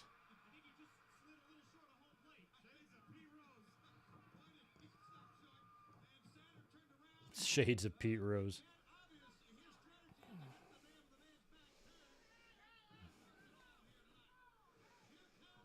Yeah, I remember Cat Bo. Man, that Tybo shit was a big deal. I remember a girl I was kind of hanging out with at this time somehow knew, what was his name? Big Jack Black dude. Billy Banks or something like that. And she somehow knew him. And he made a ton of money off that Tybo stuff, man. They should have gotten him into wrestling. He looked great. I mean, he's no Greg, but he still looked pretty good.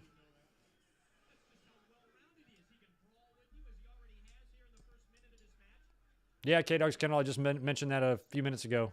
When somebody brought up Flair, I was at Unforgiven 98. Same building where Dynamite is going to be this Wednesday. Lots of memories. Met Mark Marrow, Sable, Shamrock that day. Might have even been the same show when I saw Luna and Gangrel at the gas station, because I know that was in Greensboro too.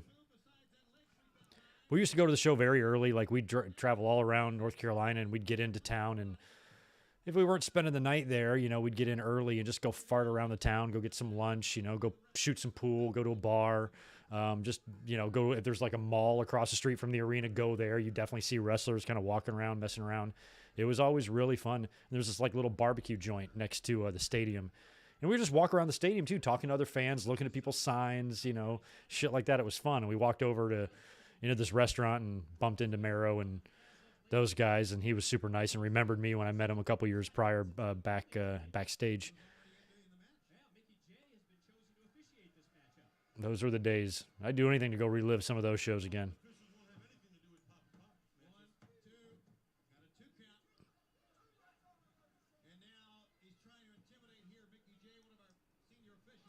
Yeah, Billy Blanks. Yeah. He probably still looks great.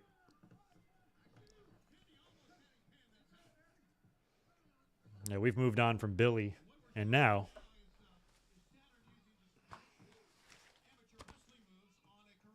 order it, y'all, and watch DDP later on, not only here on Starrcade, but on Broken Skull Sessions on Peacock. That is some free promotion for DDP. Dallas, you got my address. Drop that check in the mail.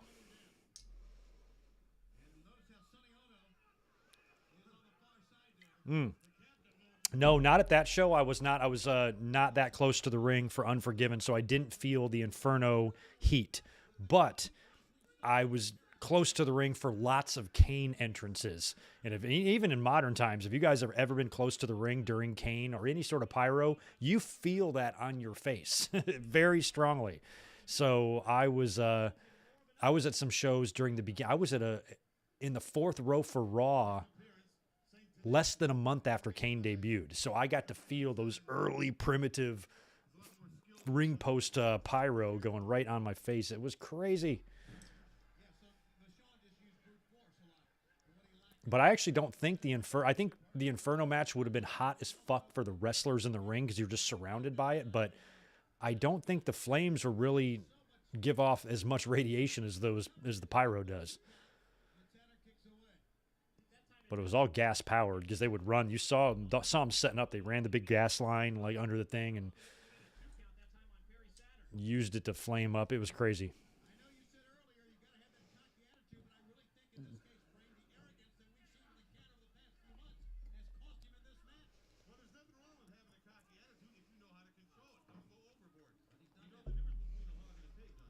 Oh, yeah. Now, well, WWE still does plenty of meet and greets and backstage stuff, but back in the day, it was so much different. I got my backstage access by talking to Beth Zaza, Vince's personal assistant. I call her direct line, and she helped me out a bunch of times and was super nice. Like, back then, you could just call up the company and stuff and being like, yo, and she was really nice and got to the point where she knew me pretty well, and whenever I would call, if they were in town, she would, do whatever she could to help me. But it generally would have to be a house show situation, not TV.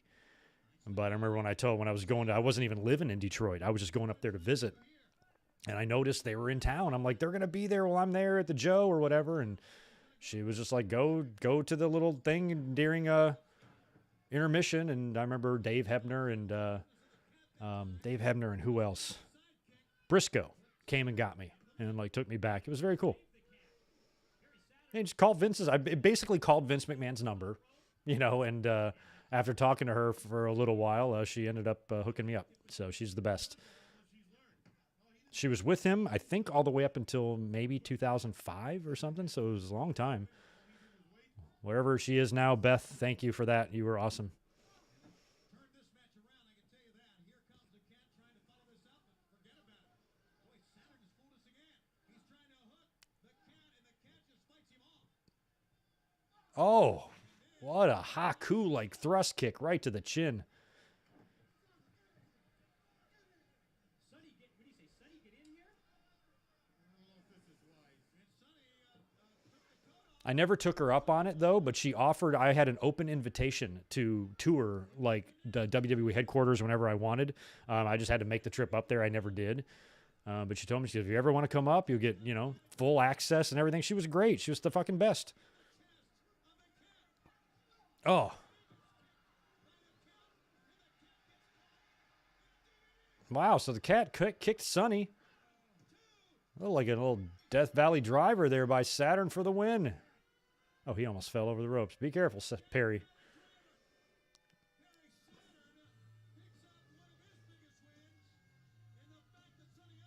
Yeah, I don't know who would win a real fight between Saturn or Miller. I don't know if I would prefer, more martial arts ability or just MMA ground and pound stuff. I don't know.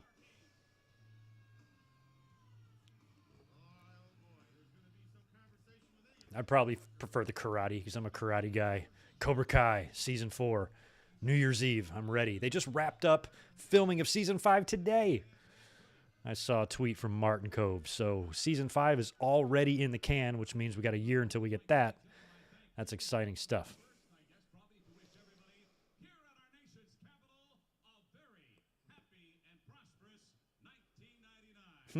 Thank you, Gene. I hope you all have a very prosperous 1999. Mine was, let me see.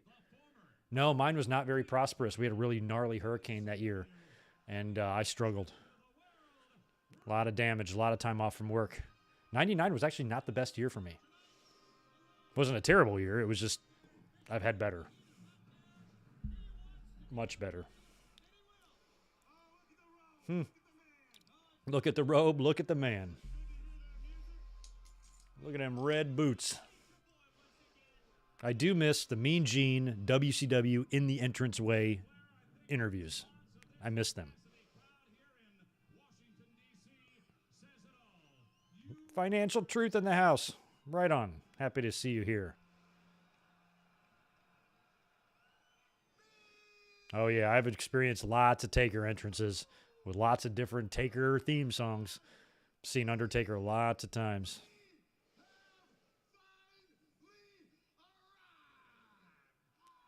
Woo! I can't do the woo. Nice. 99 was awesome. Went to Disneyland for your 11th birthday. Right on.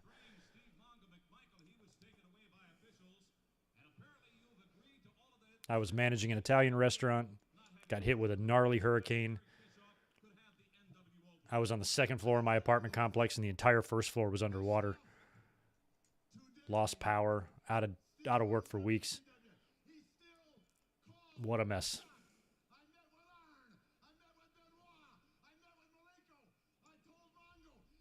Does Flair job in the red? I wasn't aware of that. I love the mean woo. By God, Gene. That's the best. When he cut that promo when the Horsemen returned, he bit his mouth. His mouth was bleeding. I've never bitten my tongue or my mouth hard enough to bleed profusely.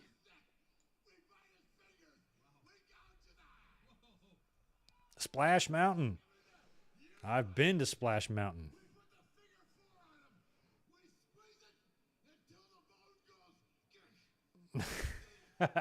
We squeeze it until the bone goes grr. Is that what it does, Flair? How does it go? Grr. Whoopah. Anybody get the whoopah reference? No. Whoopah.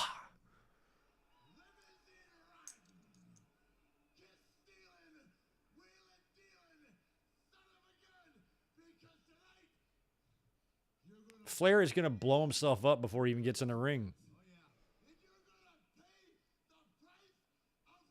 Like, how does this guy get checked out by, like, the doctors and he gets his blood pressure taken and they're like, oh, yeah, you're good.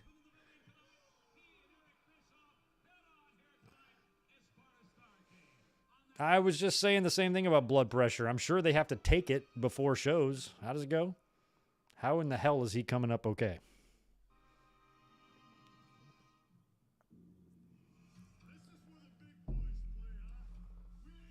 They always edit out the look at the adjective line by Nash. I crack up. Even back then, they were editing it out.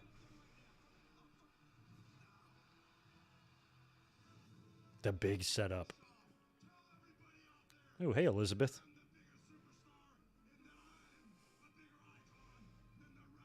Look at Virgil holding that title. That's as close as you're ever going to get, Virgil. Hate to break it to you.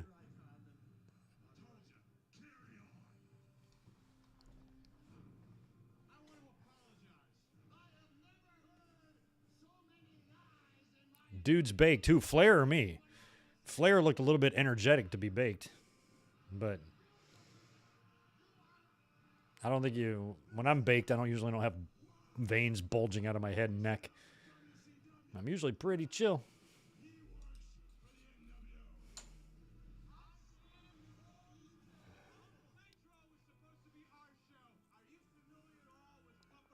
Hey, rest in peace, Pee Wee Anderson. Bischoff was such a dick to him during that segment. I never forget that. He brought his family there. Look at his little kids. How old are they now? Probably 30, getting close to 30.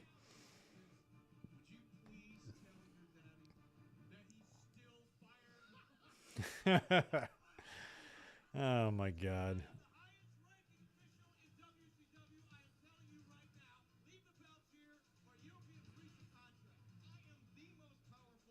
Oh, they were doing all that Tonight Show shit, too.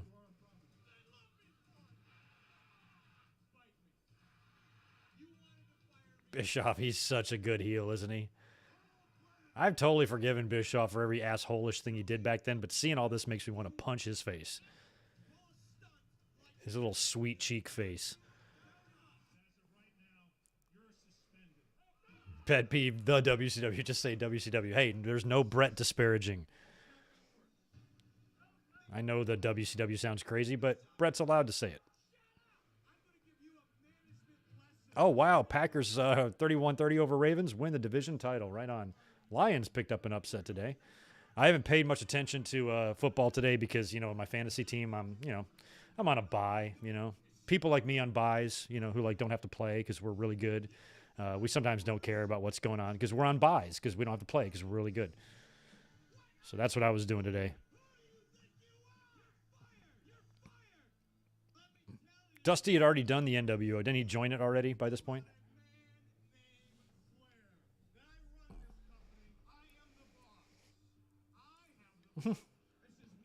That was a terrible looking slap to Flair.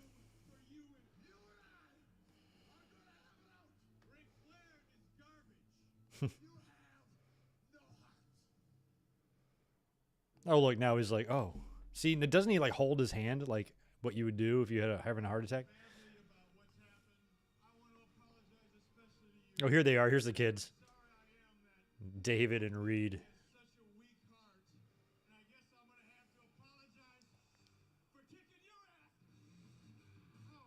They beat it. Oh, my God. Nash has got Reed. Oh, no. Crush does. Crush has Reed. Easy, Brian Adams.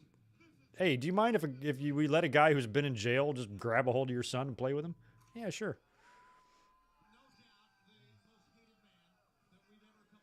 Eric Bischoff, what a dick. Yeah, I phoned in my entire fantasy year. I don't know how I did it, but I finished 9-5 in second place. Got a bye this week. And I did it with nothing. I did it with no running backs, no nothing.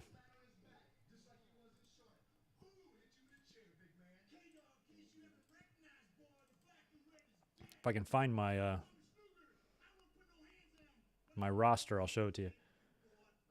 Conan is backstage just chilling. Or Conan, I should say. Conan. Conan's back there chilling. Bagwell's mad. Luger's mad.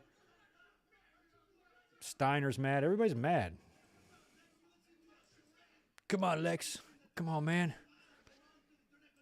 So here's my fantasy team that got me 9-5. So my quarterbacks are Prescott and Matt Stafford. I've started them about equally all year. I've been going with Stafford lately. Kamara has been injured all year, and he was my only running back. I had nobody else. But check out my receivers. Stephen Diggs, Mike Evans. I've got Chase, and then there's another one on my bench who puts up good numbers too, Mooney. Tight ends, nothing special. I interchange my kickers and defense every week. So somehow this team won me a lot of games. I don't know how. So anyway, it's all receivers. So yeah, that's how I did this year. 9-5, second place, and we'll see what happens next week when I have to actually play somebody.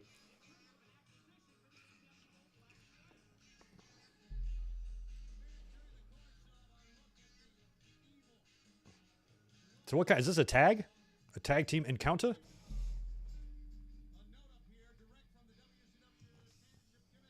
I'm so lost on who is even in the NWO. It's so bizarre seeing Crush there. He's been there a year now. And that show that I mentioned earlier that I was at in North Carolina in late 97, that Raw, it was Crush's last night. It was the night that Kane came out. That I just talked about that pyro. That's the pyro I was describing that hit my face when I was in the fourth row for that show. Kane came out and beat the shit out of Crush, and he left WWE. And I ran into him that night in the Waffle House with Vader and the DOA. And he was talking about, leaving, and that was his last night and everything. It was very cool. I don't even think my team was that solid. I did a shitty job drafting it. I was voted I did the worst in the draft. Like after you do a draft, they give you your grades. I got the lowest grade of everybody. So I'm just not in tune with that. And back in the day, 10 years ago, I was a fantasy master. But now I don't care much about it, basically. It's not very important to my life anymore. So I just kind of do it to fill out a team for work and just wing it, phone it in, don't pay any attention. I even forgot to set my lineup like 3 or 4 different weeks, and I had players that were on buys that I just left in there, and I still won a couple of games. So I should not have done as well as I did. I should have had a losing record, but instead, 9-5 finish. Second place, bye.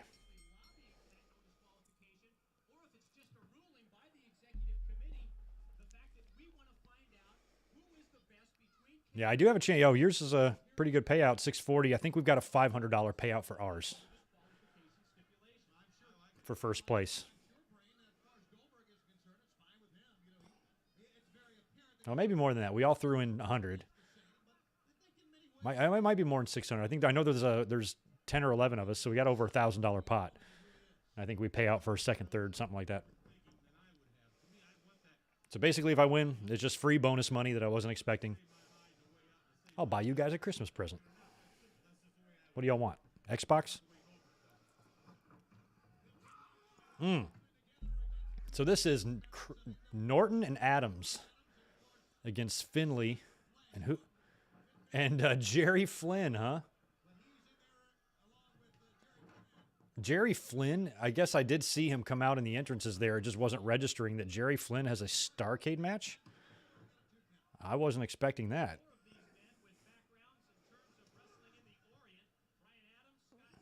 Scott Norton is just so ridiculously big. But yeah, Brian Adams, he was very pissed off about the screw job. And he wanted out.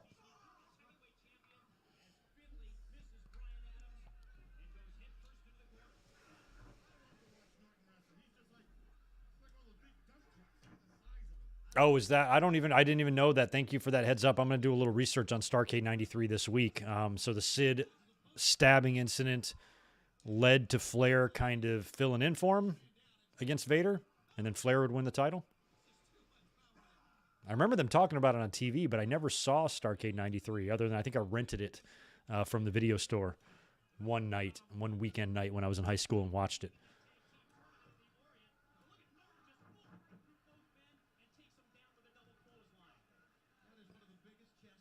I don't know. I was just about to say the same thing Shivani did. Norton is just, look at the size of him.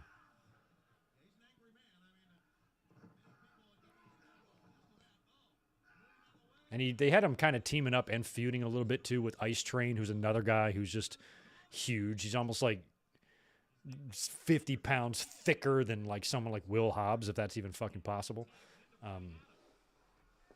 And Norton was just so big.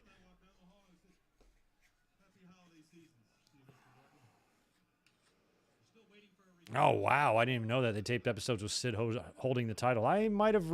that kind of rings a bell now. It's probably just something I forgot about over the years, but wow.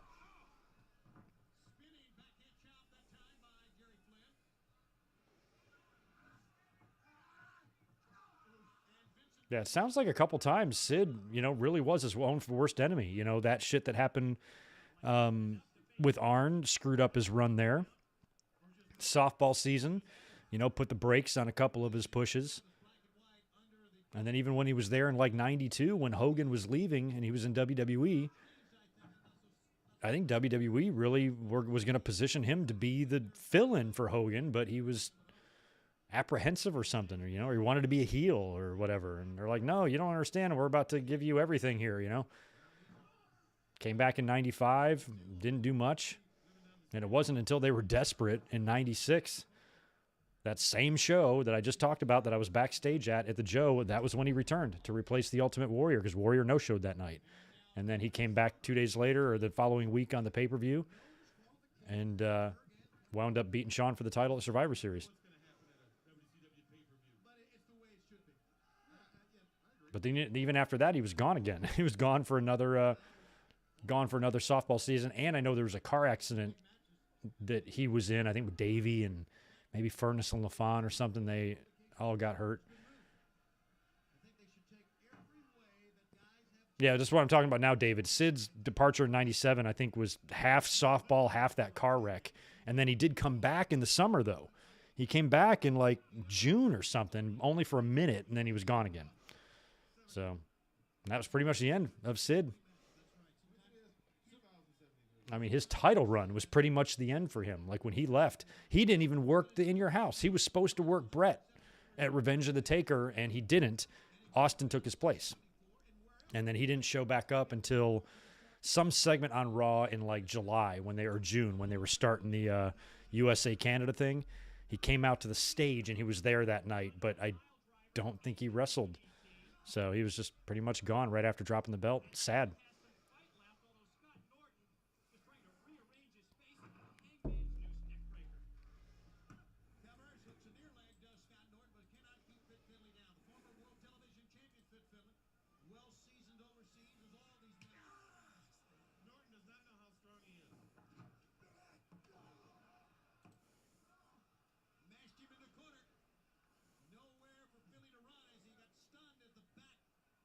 I don't think so.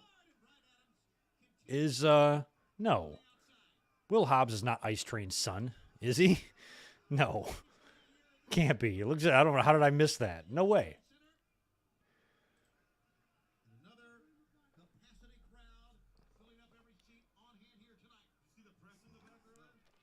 I know he was. I think it was Ezekiel Jackson might have helped train him or something. I remember that. But I don't think he's Ice Train's son. Jesus, that would surprise me if he was. I mean, it makes sense.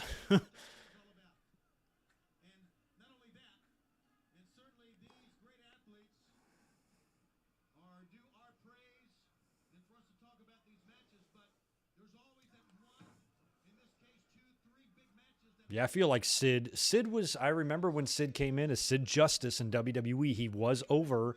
I thought he was just amazing looking. And hell, even at WrestleMania,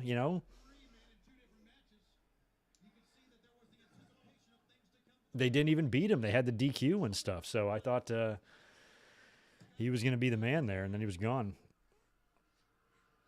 That's not even sweating. I don't think he ever sweats. He is such an athlete. A tag, and here we go with Brian Adams. Methodical power. Yeah, I think Sid is one of the best, worst. Wait, he's the best, worst promo cutter of all time. Like, he's had some serious botches, like the brain thing, and saying I want to do this again. We're live, pal. Segment. But sometimes when he gets rolling, and he's great. His promo at WrestleMania 8 was amazing. Before he went in the ring with Hogan.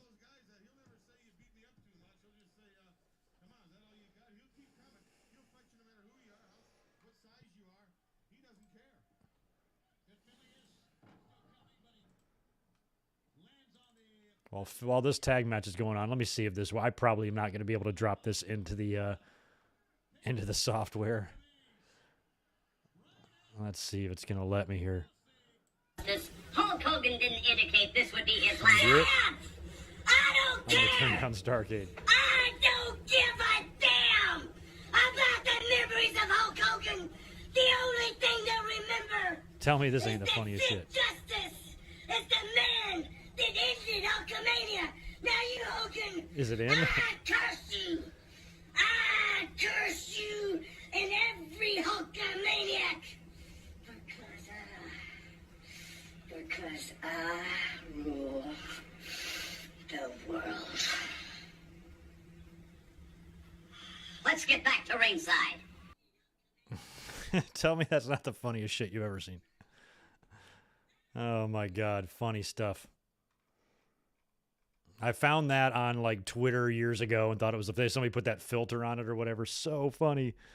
Hilarious. I can't believe that allowed me to play it. I just didn't think the file would be able to be recognized if I dropped it in, but cool. The ending part with Mean Gene was the best. Let's get back to the ring. Okay, we got a victory over here. Scott Norton pinned Jerry Lynn.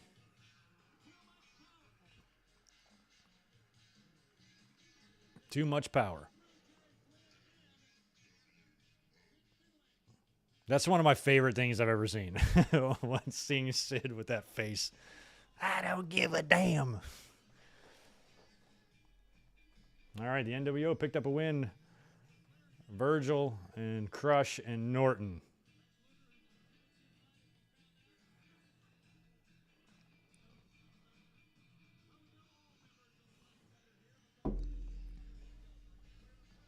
Oh, he hit Lynn with a power bomb? Damn. Or Flynn, excuse me. I want to say Jerry Lynn. Yeah, NWO B team picked up the win over essentially a couple of schmucks.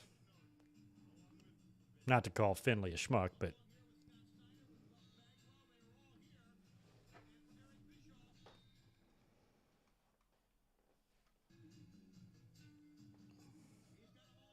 funnier than most stuff on TikTok. Yeah, I'm not on TikTok, so I wouldn't know.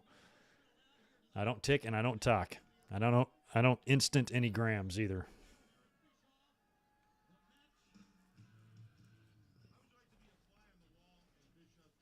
Oh, I haven't recognized this music. Who's it for?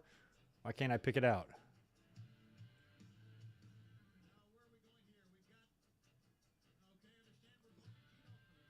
Oh, it's Gene. Gene, this is your music?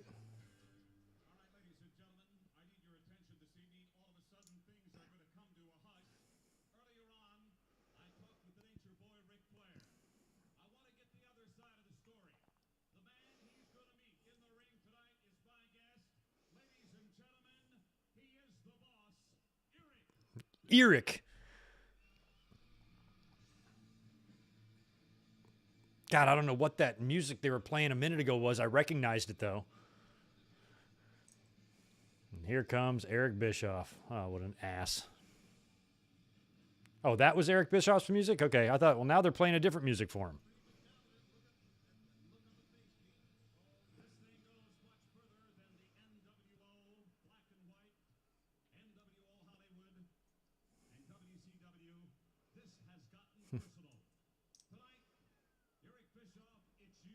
Eric, I'm not sure if like workout pants and a leather jacket is really the right look. Although I guess Triple H was doing the same thing.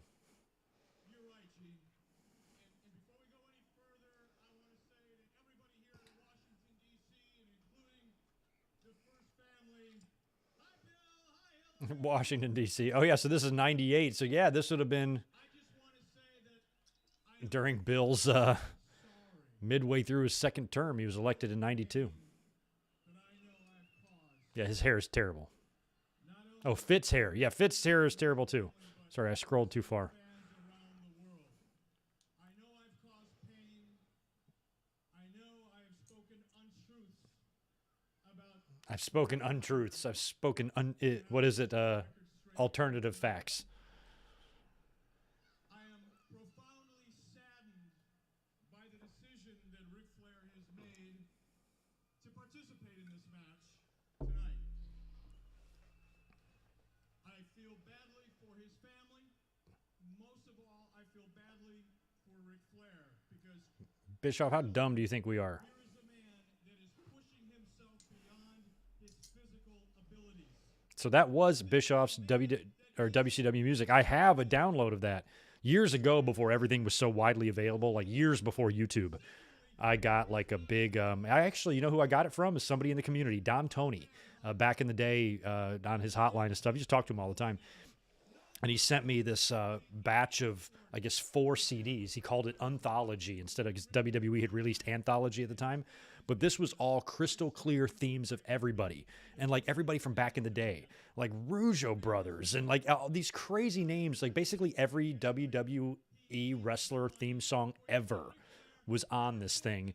Clear as can be, no weird bootleg versions of it, all crystal clear. Still don't really know how he came across all this stuff and was able to get it to me before. You can just find any theme now on YouTube and download it, no big deal. But back then, it was harder to get to, or harder to find. And I had a good theme collection, but that really put me over the top.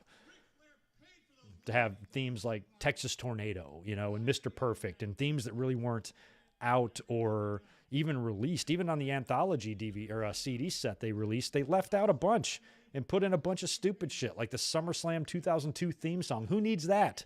We don't need that. So it was cool back in the day, probably 20 years ago now.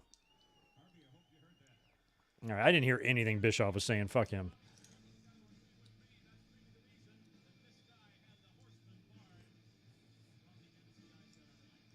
Do the Horsemen get in the building? I feel like they should be able to get in.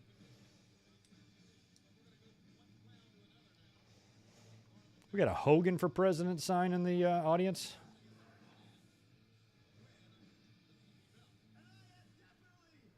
Oh, Ralphus.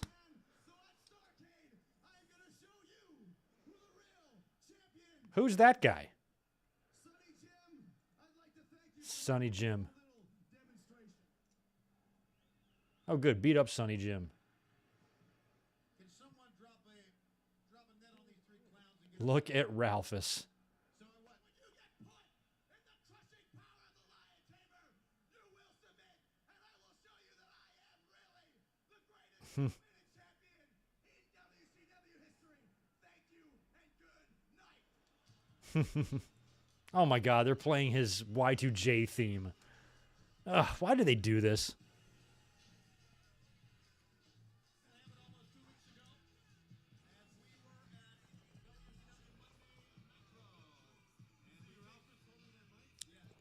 '98 was all about Clinton and Monica. It was also about Chandler and Monica.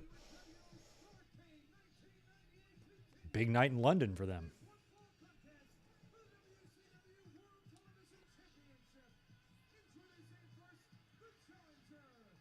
I'm trying to think when all that I know 99 dominated the Clinton shit, dominated the news, but I'm not sure when it was broke. Oh, this guy's getting his little unit sucked on the side here. I don't know if it was in 98 that started happening. I don't really remember. I just remember it dominating the headlines in like 99.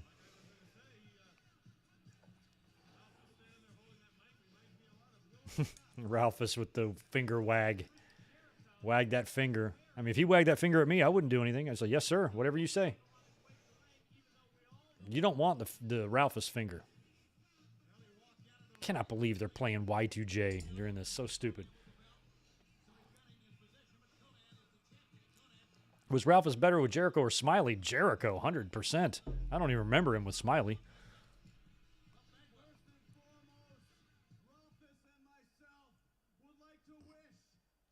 Look at the size of his stomach. Ralphus did pass away.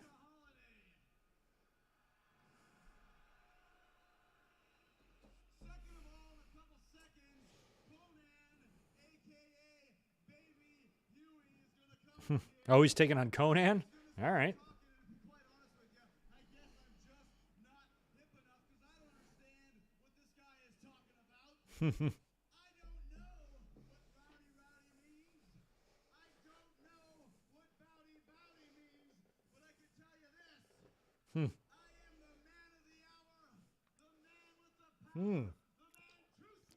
Oh, he's doing some superstar Billy Graham stuff here, huh?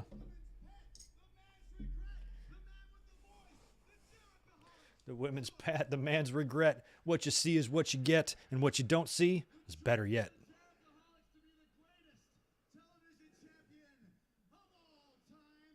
Mm-hmm. Television champion.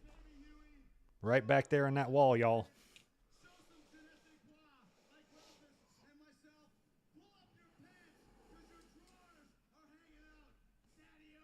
Your drawers are hanging out. I'll be right back, y'all, while Conan makes his entrance.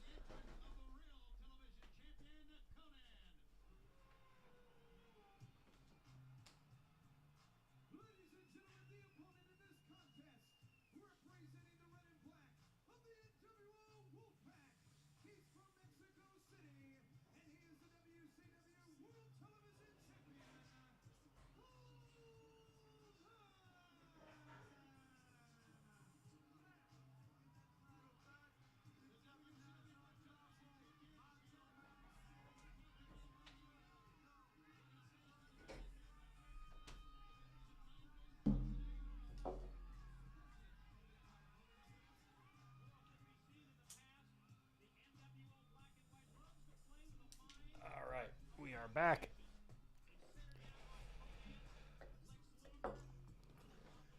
I did like the Wolfpack's theme. It was okay. It was recognizable in those days, for sure. Bow, wow, wow, yippee-yo, yippee-yay.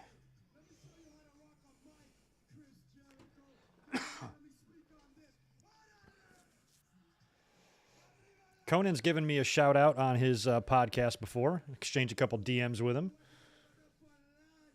He reminds me of my my chef at work, my chef Carlos. Whenever I hear clips of Conan on, I fucking hate Disco Inferno, but he's on that podcast with that Yahoo. But like just the way Conan talks, he's pretty matter of fact. I pretty much kind of like him, you know, like he'll call out bullshit on both sides, even if Disco's saying something stupid, what the fuck are you talking about or whatever. He'd kind of open up like that. He reminds me of my chef a lot. Who's very no nonsense. But Conan found his niche here in the States. I mean, he was always a really credible and famous Mexican wrestler, but, when he came in with that Conan gear and stuff and he was U.S. champ as a babyface, it wasn't until he kind of became Mr. Gang member here that fans started getting behind him, because that's what it took back then. You had to spit fun shit on the mic. It's what got Steiner over, same thing. At this time, it felt like wrestling fans were, while a good portion of us definitely appreciated good in-ring work, it was more about the images and stuff back then in these times. Conan went pretty much unnoticed until he started, spitting his rhymes on the mic and stuff. Same thing with The Rock. Nobody even fucking gave two shits about him until he became a heel. Even Scott Steiner. He was appreciated as a member of the Steiner brothers, but he didn't get over until his best ring days were gone, but he was just spitting gibberish on the mic every week. His booty freaks and his daddy peaks and whatever, Oof.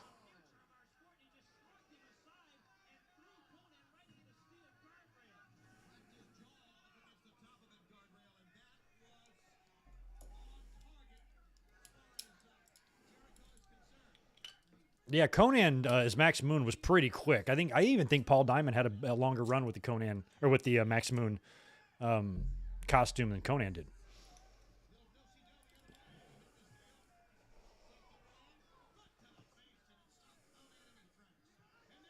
Oof.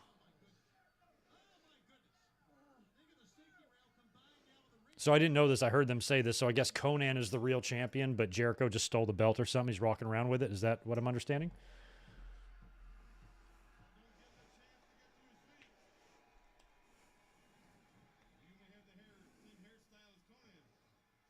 Oh, nice. Good to know, Mega Teddy. Glad you're here. What's going on? I like the OSW guys.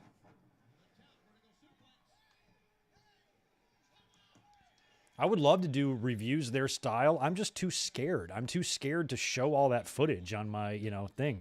That's why I was thinking about going to Twitch. Maybe you guys who know about Twitch can help me. I've noticed that some people do watch-alongs, even wrestling ones on Twitch, where they're showing the shit. Can I do that? I mean, if I can do that, we'll start doing them over there so we can actually watch. I can actually have a split screen, one with me watching and the other with the show. But I just didn't think you were allowed to do that. So I don't know what the rules are. But it seems like it's more lenient, I guess, maybe on Twitch or something, but we could maybe start thinking about that.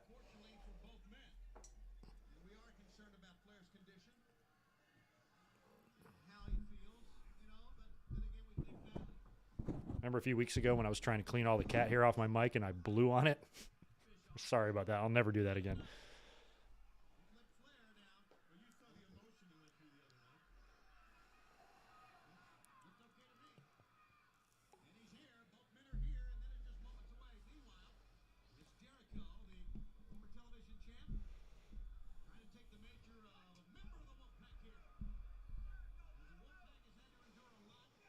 Oh. Oof. Look at the size of those earrings. Conan has 3 heavy-looking earrings hanging out of his ear. Doesn't that hurt to weigh them down like that?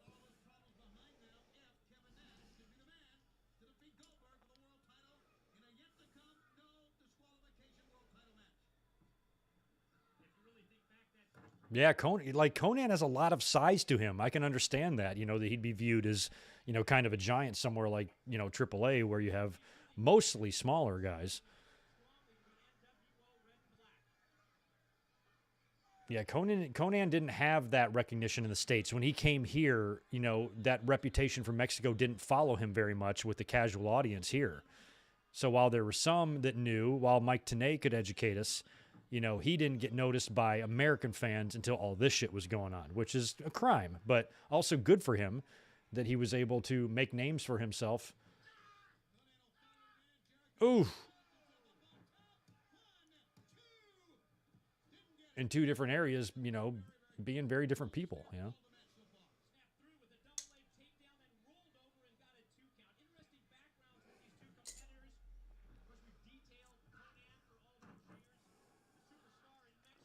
Big moonsault. Or lion salt, excuse me.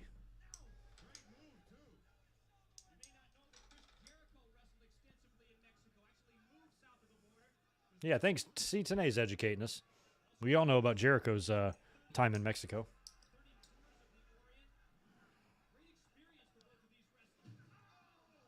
That's cool, Mega Teddy. I'm okay. I was cleaning today. Early Christmas gift to myself. AEW pay-per-view DVD from 2020. So is that like just one pay-per-view or like all of them? That's awesome.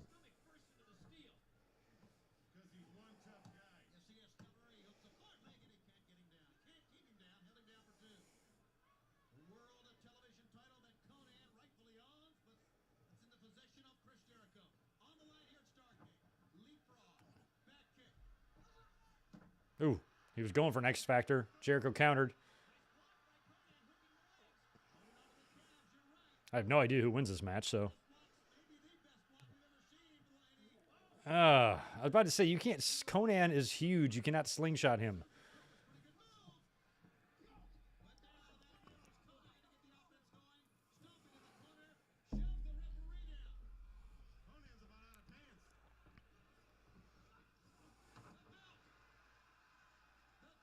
I'm trying to think who I saw in the community. I think it's Steve from Steve and Larson. Another great guy. I talk to him all the time. He's great. I think he watches like Unsolved Mysteries or something on there. And I know Alex, Queen of the Ring, was doing some. I came across her doing some watch-alongs too. I'm like, you know what? If you can actually watch it, I could always just create an account and see what happens. They close it down. They close it down. Just give you guys the link. It's not like I'm going to build a ton of subscribers right off the bat. So, but it would be cool if YouTube would let me show the show. Probably be much easier for you guys than having to do a timer.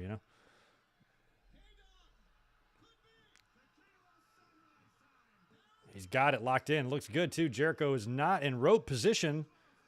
I don't know how he's going to get out of it. Yeah, he's about to say he's got to tap. Tequila Sunrise. The end. I always like that finisher. I like anything that resembles a sharpshooter. What can I say? Give me a clover leaf. Give me a Boston crab. Give me a Tequila Sunrise. Give me a half crab. I'm happy.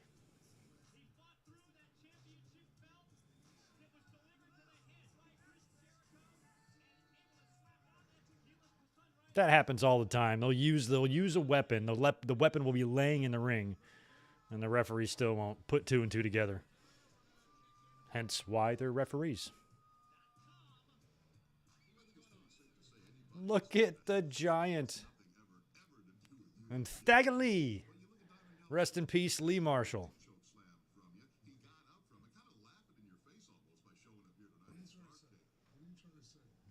Oh, see, Giant's already mad.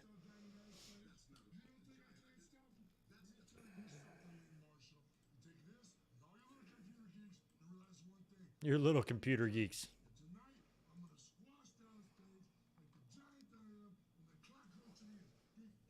Dang, Giant, go easy on Lee Marshall. Like to see you try to do that to Giant, to the real Stagger Lee, because JYD won't be putting up with that. So this must be Paige and Giant's match. So I hear it again. Hear this music? It's the same shit they didn't dub earlier. Is this Bischoff? Okay, there he is. So that's weird. They started playing this earlier. Then when they brought him out, it was different music. Now they're back to this again. Do they know what they're doing? He did look more like Captain Insano than Paul White, that's for sure. Oh, they even call him Eazy-E? Come on.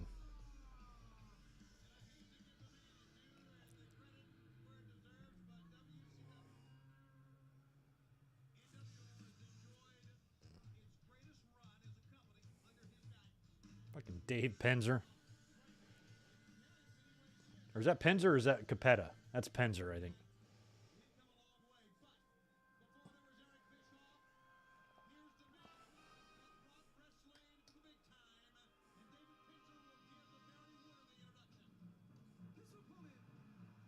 Ric Flair wrestling at Starrcade.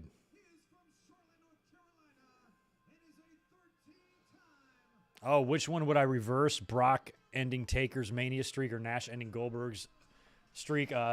Brock, for sure. If it was up to me, Taker's streak would have never ended. But it did do a lot to solidify Brock. But, I mean, the Nash-Goldberg thing was more of just a situation where I personally just maybe disagreed with how they did it, or like if I was in charge, maybe did it a little bit differently. Ultimately, I did not care because I didn't really give a shit about Goldberg. I just wouldn't have done it that way. That's all. Where Taker's loss legitimately hurt me. It felt like it was the death of your household pet or something. It was like, how could you do that? How could you take this away from us?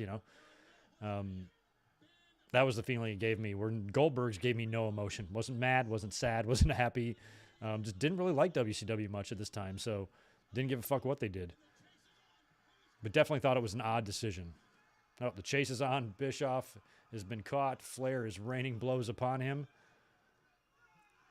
Happy Festivus, Eric. I hope you're ready to receive some grievances.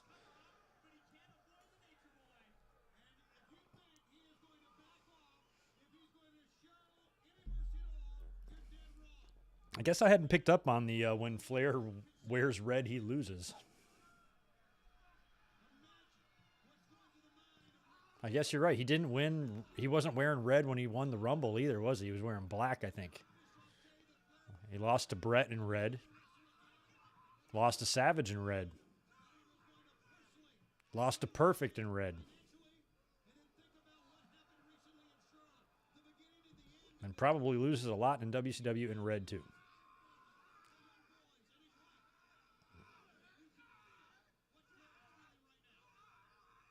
Ugh. I mean, Rick always kept his gear pretty old school, just changed up the colors. He didn't have a solid color he went with. And back in the day, that's all you had. You had your choice. Red, blue, green, black. You know, that was it. What color you want. Then in the 80s, shit started getting nuts. Maybe even in some of the 70s. Billy Graham started wearing some crazy shit. And then in the 80s, you started getting like airbrush tights on Rick Rude and stuff. It got really crazy. But some guys kept it real. And Ric Flair just never had the ability to keep his knee pads on his knees.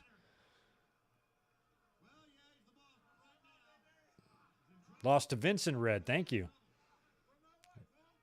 And Taker at Mania 18. Yeah, you guys probably going to know a lot more than me. He didn't wear red against Shawn, though. Wore blue. Good point.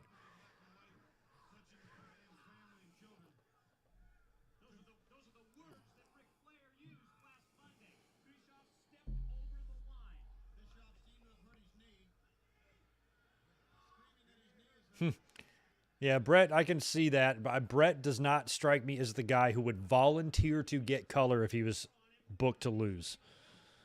It's not really how Brett rolls.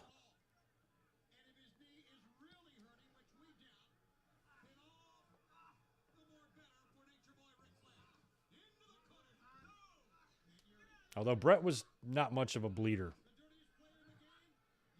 There's only a couple of matches where he got a little busted up.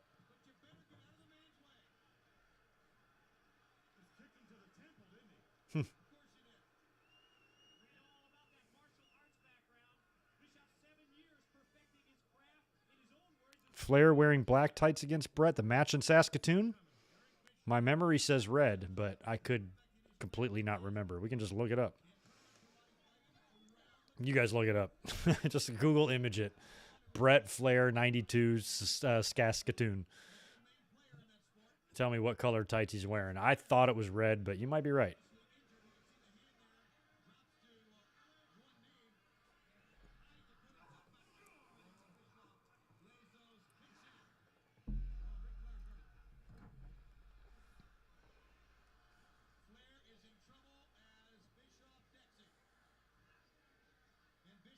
Flair's busted open.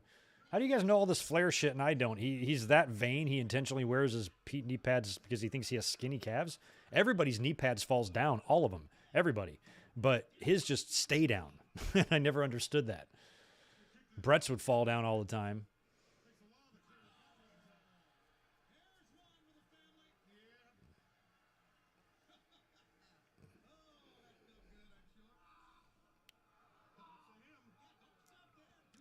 No, Brett was intentionally cut open at Piper at Mania 8. You can see right where he did it, too. Piper hits him with a punch, and then Brett just...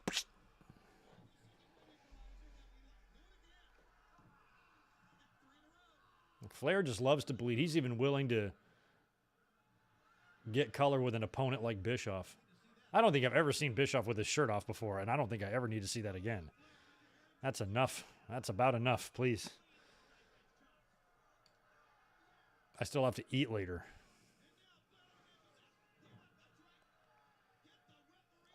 Yeah, Regina, I remember watching, and there's another. It's so weird you bring that up because I ordered, sold out, 98, because I wanted to see Brett's first match in WCW. And when I was watching it, it was very similar to their match. And then when Brett would face Perfect or face Kurt Hennig in WCW, they had the same match too. A lot of same spots.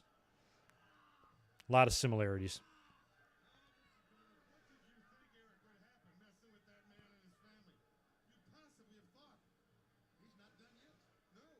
I saw a couple cool things too happen.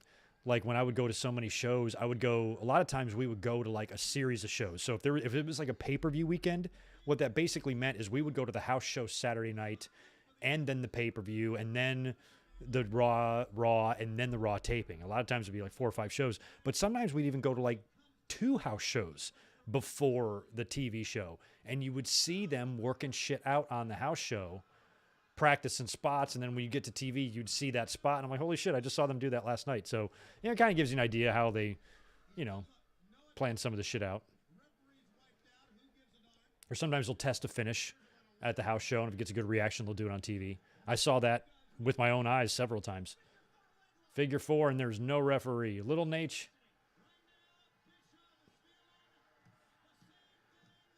The hard cam has got that shirt blocking Flair's face. Is Little Nate bleeding, or he just has Ric Flair's blood on his face? God. Oh, there's Kurt.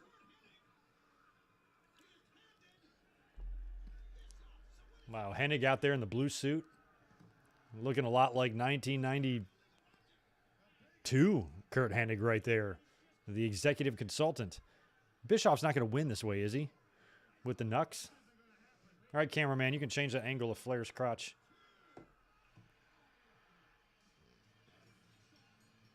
Flair didn't bleed against Vader? Not intentionally. I think he might have knocked a tooth out or something. You can almost see it in my thumbnail. Something's up with his mouth.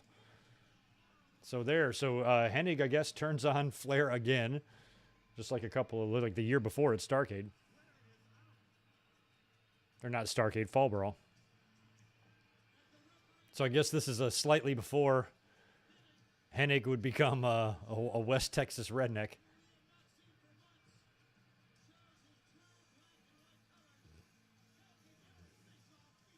So Hennig's been out, I guess they said, for a few months. I don't recall that. Crappy finish it was. Bischoff beating Flair. Flair will do anything for money. He doesn't care.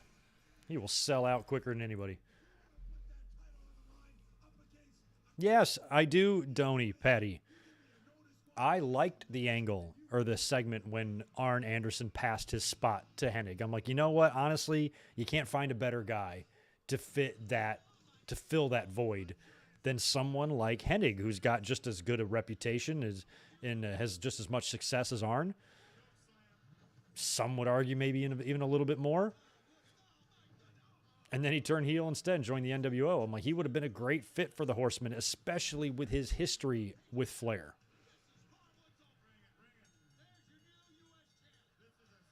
Look at Bret Hart and Big Show. That's awesome.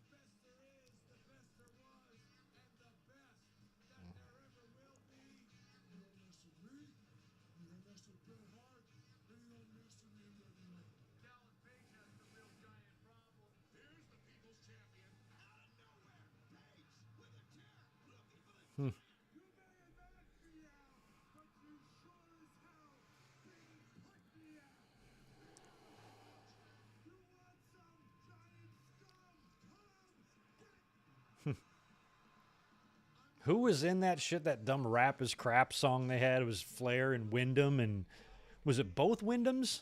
Maybe Bobby Duncombe Jr., who also passed away really young, if I remember correctly. I remember watching his dad in MSG back in the day.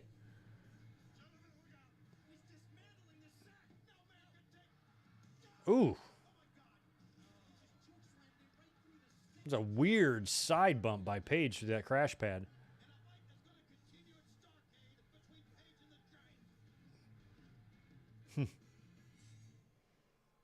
I know, a U.S. champ, and he's not even wrestling. What the fuck?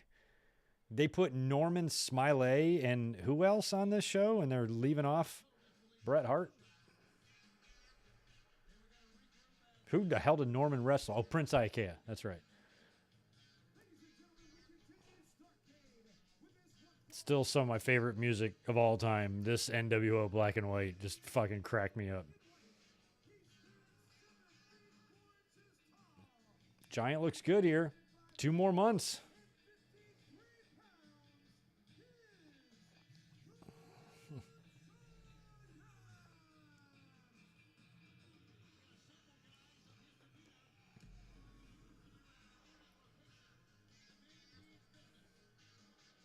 Yeah, rap is crap. That was tough. Like it was really well done, even though like I fucking hated the gimmick type of thing. I'm like, motherfucker, country music's worse, so don't even be playing.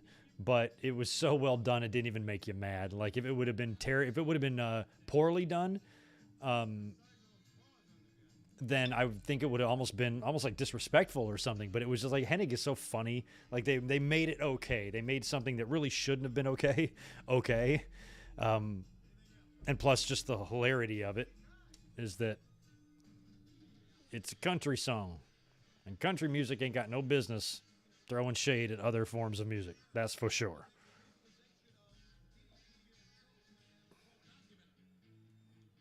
Now here comes DDP's WWE-ized dubbed bullshit.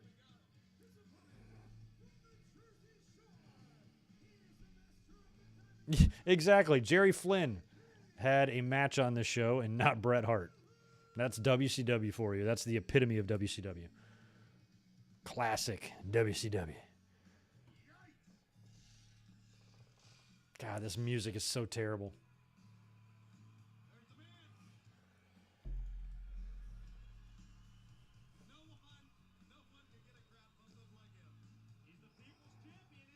He's a people's champion, huh? That's what they think? Well, the people's champion is currently the champion in WWE. Rock had just won the title. I was going to do a review of Rock Bottom, actually, this week, but you're getting something different instead. Drops Thursday, Slammy Awards, 1987. If anybody hasn't hit the thumbs up, feel free to. It would help.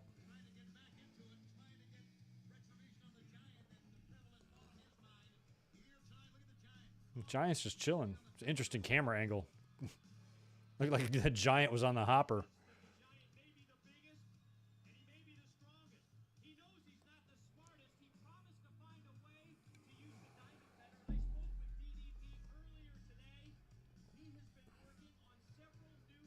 Yeah, I mean, at least this theme somewhat resembles his self-high five, but not really.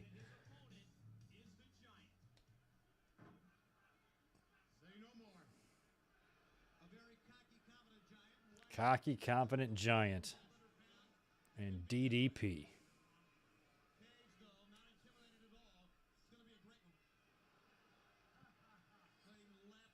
Yeah, we could have got The Rock and DDP. Timing was just not. Plus, when WWE brought him in, he was heel. So you're not really the people's champ anymore. Rock would have just buried him if they would have put him in the ring together.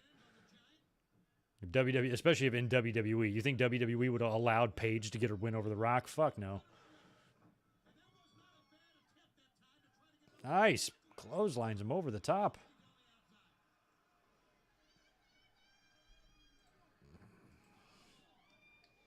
I want to check out this WCW sold out 1999 card and see what the matches were on here. Benoit over Mike Enos. That might be dark. Norman over Chavo. Finlay over Van Hammer. Bigelow over Wrath. Lex Luger beats Conan. Jericho over Perry Saturn. Kidman defeats Rey Mysterio, Juventud, and Psychosis. Fatal 4-way for the WCW Cruiserweight title. David and Rick defeat Kurt and Barry Windham, and Goldberg defeated Scott Hall. So, yeah, there is no Giant match on that card. He is done after this. This is his final pay-per-view in WCW.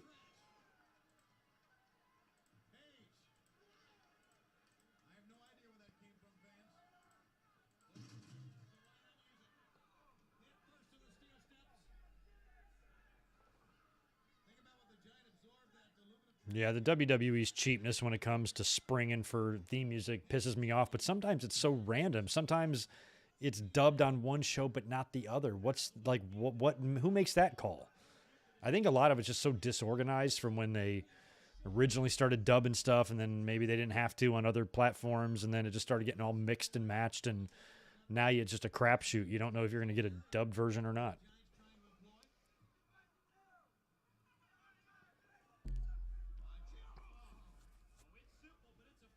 But pro wrestling has always had mainstream songs used for entrance themes. Like back in the day, it's all they used.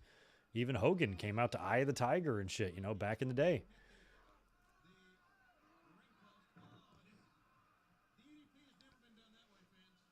ECW did it all the time until things started getting more cracked down. But like Tommy Dreamer came out to Alice in Chains, and what's the song that Rob Van Dam used?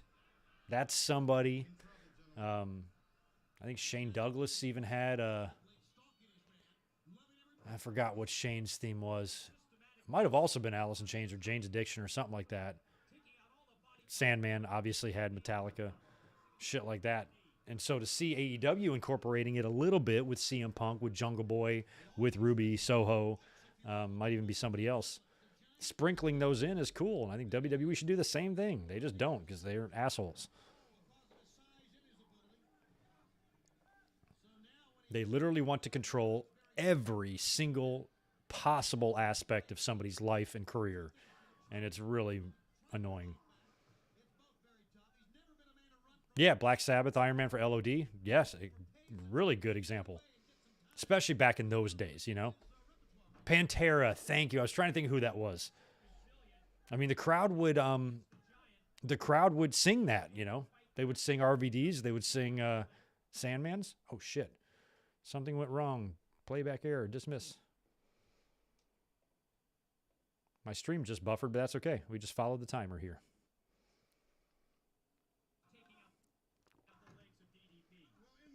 Resume. Okay, what's my timer at? 2:13:31. I just got to fast forward it.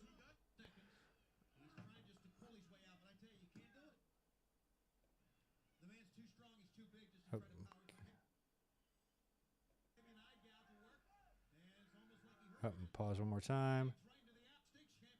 There we go. Cool. We're caught up. My stream just briefly paused, but I had to fast forward 10 seconds, and we are... Yeah, our timer's a mashup. I might be 1 second off, but I don't even think so. I think I'm perfect.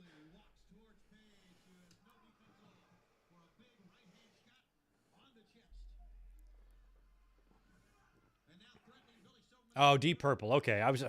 fuck, I can't even remember it. I just know he was one that used a real song. But boy, you talk about some dubbing. You go back and watch some of those ECW shows that are on the network here. I'm sure it's going to sound very different. Yep, keep them separated by the... I don't like that song. I have an interesting story about that song. I have not listened to Keep Them Separated by The Offspring in 27 years. Because that was the song that was playing on the radio when I totaled my car when I was 16 years old on my way to school in the morning. And now I guess it's been 28 years. And I got rammed from behind and smashed my car to shit. I had only been driving for a couple of months, and some kid hit me from behind. It wasn't my fault, but I got hurt my neck real bad. And it was very, very scary. And to this day, it's been the only car accident I've ever been in. Actually, I've been in a couple minor fender benders, but nothing crazy. And it was just really scary. And it was a superstitious thing for me. That song was on. And if I ever came on or if I ever heard it, I'd immediately change it. And I still, to this day, have not listened to that song. Haven't. All because of the car accident. So I have bad memories of that. But that's right. Raven did come out to that. New Jack had Natural Born Killers. Taz, that's right. Yeah, all of them did. All the main stars in ECW.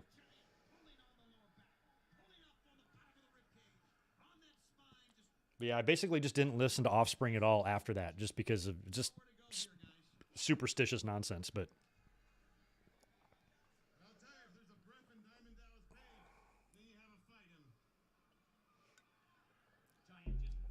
that was a new song. I think it came out the same year. I think it was a new song that it was on when it was playing. It probably came out in 95. It was my senior year. Oh, no, I'm sorry. It was 94. Junior year. I had it wrong. Yeah, I got my license in September, and I think that wreck happened. Or no, it was 93. I got my years all wrong. Yeah, it was 93 then. Yeah, and then that was September, and then I got in the wreck in like November or December or something like that. Just a couple months later. Yep, big balls. Balls Mahoney.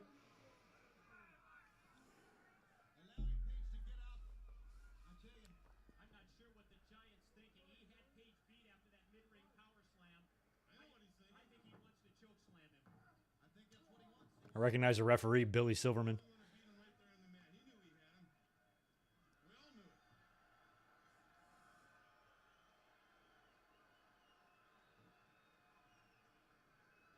Giant in control here, but you know what's going to happen. Giant is in full-on job out mode.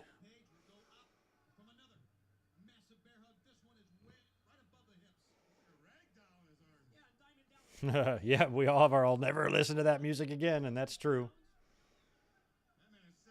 I'll listen to that Friday song before I'll listen to Offspring again. And that kid that hit me from behind lived basically in my neighborhood, my subdivision, a little quiet area with a bunch of houses. He lived just a block away. And so I knew him. He used to play like pickup football games and stuff. And I got out. I was so mad. I basically stumbled out of my door. I was like, his name was Jonathan. I'm like, what the fuck, man? I'm yelling at him. And my principal ran out there because it was right in front of the school. And he's like, Greg, are you okay? And I'm like, I'm all right. Like, I'm fine. But get somebody over here. And I had then hit the car in front of me, who had then hit the car in front of them. So it was this whole fucking thing that this kid caused. And his insurance bought me a new car. 1994 Nissan Sentra. Thank you, Jonathan. Look at Paige with the sunset. Nope. Denied.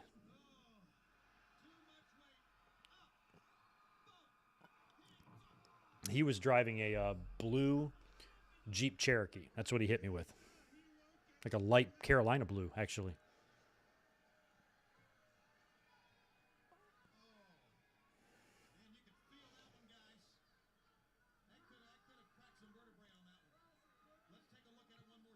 Especially for Paige, too. I mean, he basically had him on a double choke backbreaker.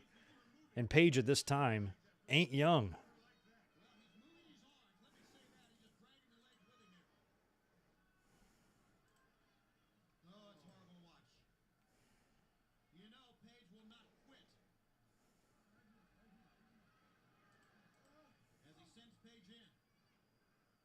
It was almost like a two-handed choke slam into a backbreaker.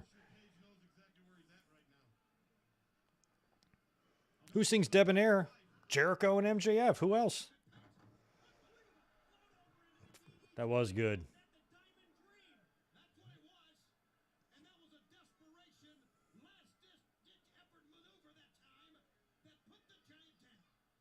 I missed the Diamond Dream.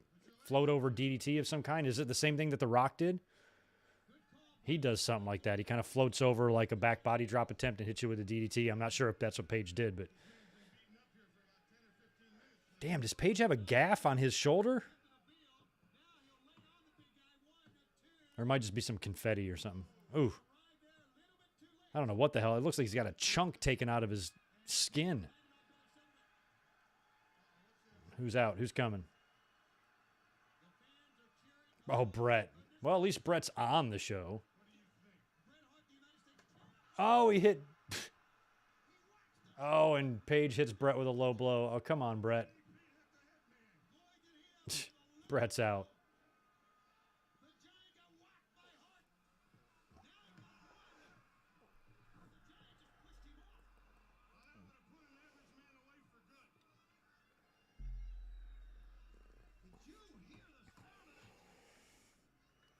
What the fuck is crumble cookies?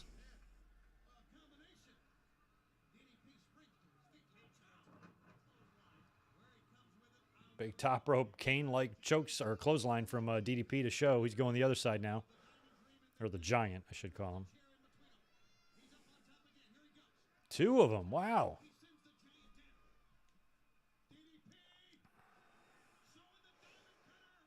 DDP is more of a high flyer than Greg Gagne was.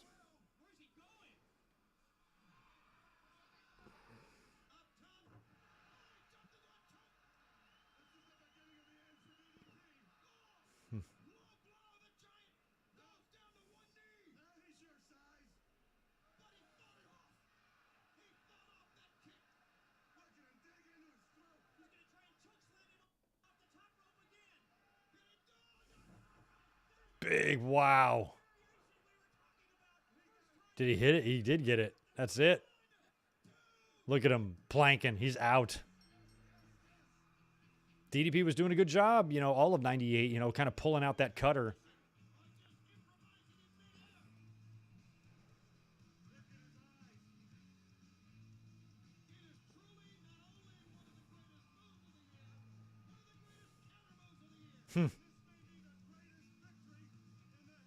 I mean, you got to think about that. Is a huge win. Now, the writing was on the wall. Everybody knew that Giant was out the door. But had we not known that, and Giant was just in WCW, this very same win a year before would have been a huge, huge deal for DDP. I mean, Giant was untouchable for a short time there.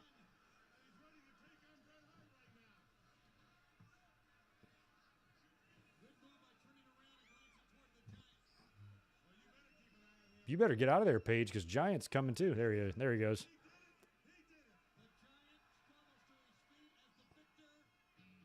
I like Brett's shirt. Still just pains me to see him there. Whole year had passed by this point. Another thing that was weird, not only did they fail at using Brett when he came in, it was here. This is around the time that Wrestling with Shadows came out. It was late 98, if I remember right. Either late 98 or super early 99 is when Wrestling with Shadows came out. And they could have, Brett's name was going to be talked about a lot in wrestling. Here he is, a U.S. champ and off the show. Healthy scratch off the pay-per-view.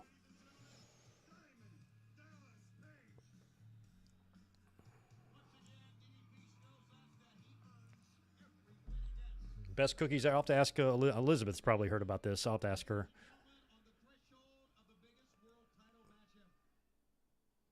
Oh, we're on the threshold of the biggest world title match ever. I don't know if I totally agree with that, but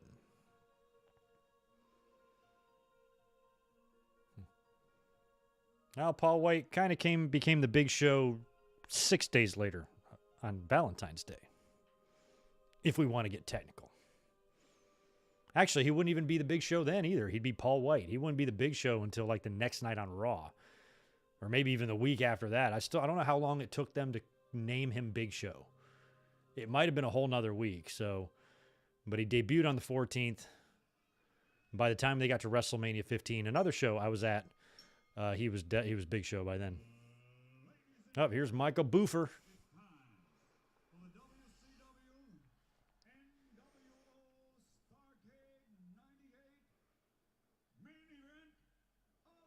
Main event of the evening.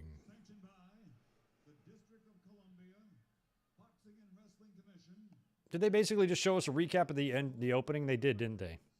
Your referee assigned in charge of the action when the bell rings is Mickey J. And now, the moment the world has been waiting for. Well, David, I'm going to check them crumble cookies out then. Yeah, I remember he was called Big Nasty. I feel bad. I had two really good friends back around this time that I worked with. And I had lots of good friends, but these two particular people I was hanging out with a lot, we all lived next to each other. And they were both girls. And we were all friends, hung out and partied, and one of the girls started dating a coworker of ours that we liked okay, but he was kind of a bad guy. He was like a really bad influence, was into some bad shit, and we were worried that dating him could be a problem. And I remember us outwardly not approving of this particular boyfriend choice of hers, and we were kind of encouraging her to find someone else. And we used to call him Big Nasty because he was big and he was kind of nasty, and she was kind of pretty, and we didn't understand what she saw in him. Naturally, of course, it didn't last. They were together fucking 6 months, and and they called it a day. But it was like, I remember it was like, we're just trying to be your friends here. Like, I don't know if he's really the best, I didn't let my other friend do most of the talking on that, but I was basically just kind of backing it up, like, yeah, girl, come on, like, that's, he's bad news, that guy.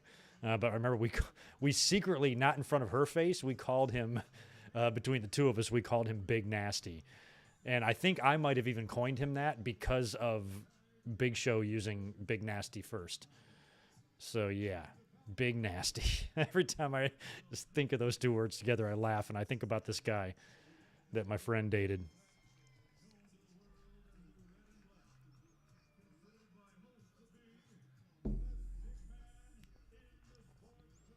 Yeah, there's multiple buffers, isn't there? Look at Nash. Look how good he looks. He's given up on the dark hair. He's like, fuck it. Enough with the Paul Bear. I'm going Percy.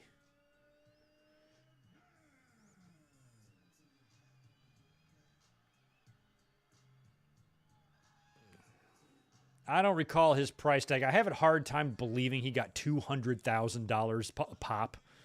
You would think somebody like him would do it for $50,000 a pop.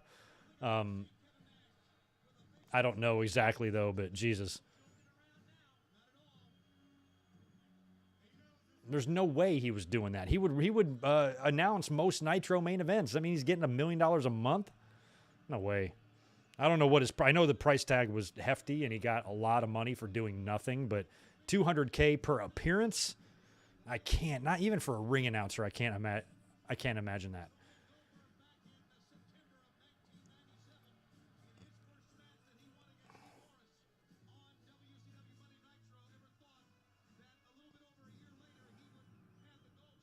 Somebody do the math. How much does LeBron James make per game? I think it's a lot less than $200K.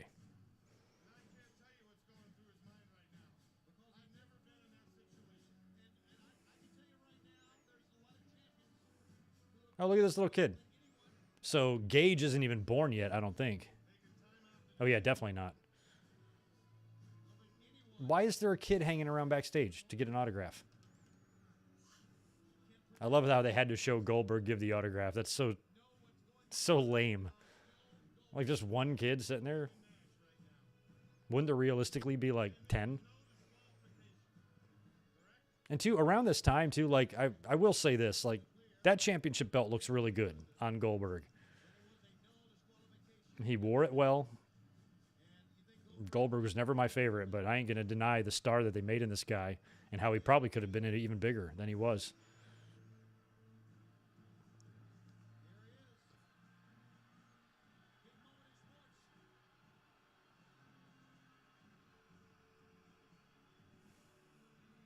That kid became MJF. It might have been him.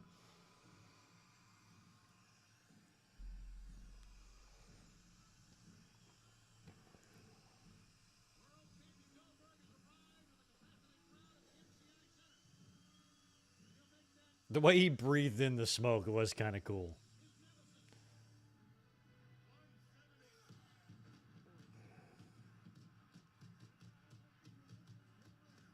Yeah, the theme music was good. This all fit. It amazes me how, like, WCW appears to be a company that knows what they're doing here. You got a champion that's over as shit. He's got a great look, a great entrance, looks great with the belt. The whole presentation, the music, the pyro, his intensity, everything is a fucking home run. And this is coming from a non-Goldberg fan. So imagine people who really, really liked him back then, how they felt. Goldberg was super over in the South. Like, I lived in North Carolina, man. Those fucking little rednecks, man. Goldberg. It was just like Austin. Those two were huge. And those people were simple people. They didn't need much. Give them two ass-kicking guys that, you know, took no prisoners. Austin's a trash talker. Goldberg's just a badass beast. And that's all the fans needed. And honestly, that's all the fans do need. I was probably admittedly a little biased around this time. Looking back, I feel the same about Goldberg in terms of his ability and stuff like that. But I also feel that he could have been even bigger than he was. Yeah, Chris, thank you for that $5. It is extremely shocking that Goldberg never got another reign. But a lot of that was partially his doing, partially WCW's. He got himself hurt here a month later, smashing the hand through the limo, cutting his shit all up. And then when they brought him back, they turned him heel because by then WCW was just, they were getting destroyed by WWE ratings-wise and stuff. So WCW saw what WWE did with Austin, tried to do the same thing with Goldberg, I think, and it's failed. Goldberg and Nash. I've been to so many shows where the pyro smoke will fill the arena. And you'd have to wait for it to dissipate.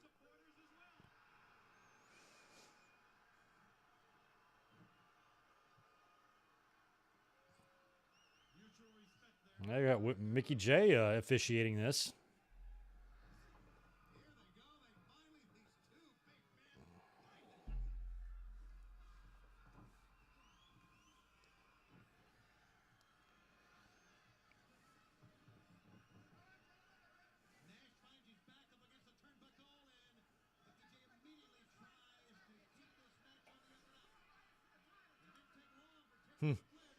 MJF would have been 2 years old if that was him. Well, he's an awfully big 2-year-old. I mean, that makes a lot of sense. I mean, MJF is pretty an amazing guy. I can believe that he was, a fully grown kid by the time he was 2. Probably potty trained, speaking English, had all his teeth. The cream rises to the top, That was definitely MJF.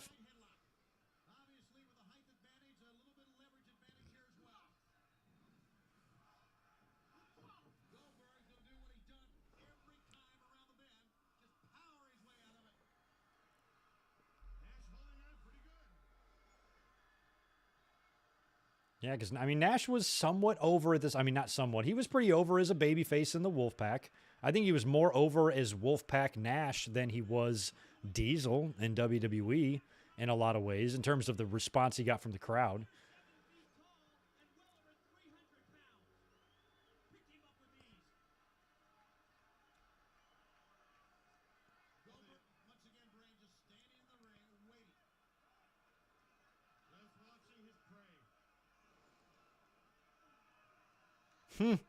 Goldberg's pyro scared you. It's some scary shit, Ben. Gotta look out for it.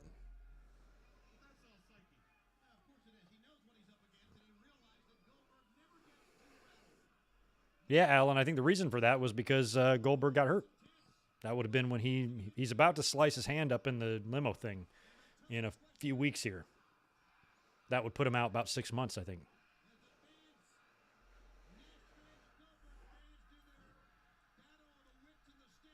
Oh, I think, and to think they had world title changes 15 times in 6 months, it gets worse than that. I tweeted something about this not long ago when I was doing research for something. I think it was within a 2-year span, WCW vacated their world title 9 times, like through 2000 and 2001. 9 times they vacated the title because they just didn't know what to do. It might have been between 99 and 2001. I can't remember, but you can look up the tweet. I forgot what I said, but it's pretty crazy. Be right back.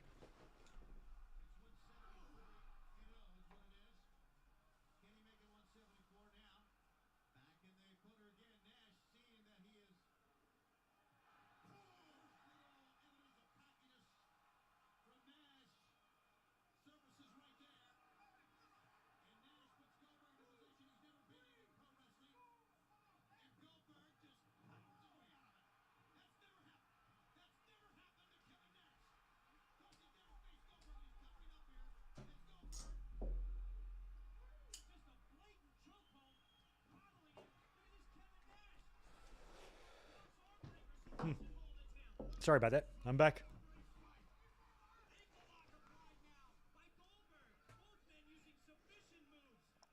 Yeah, that's kind of weird seeing Goldberg and Nash both go for submissions, especially Nash. Nash has definitely never won a match in his career by submission. There's no way.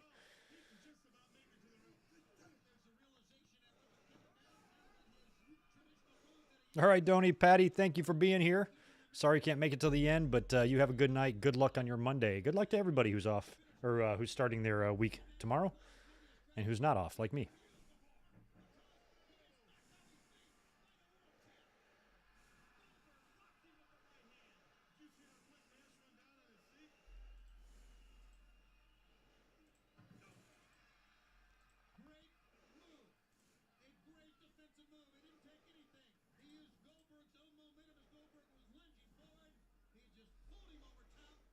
When were they? When would they tape Ready to Rumble? That was probably either going on right now or they had already done it.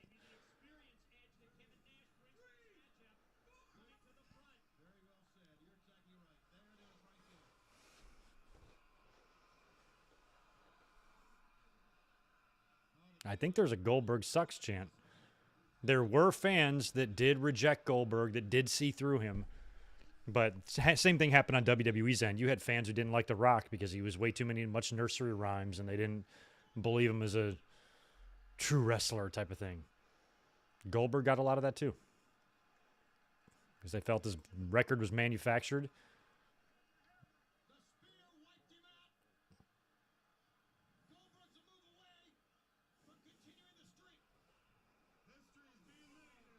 Oh, big low blow. How did Mickey J not see that?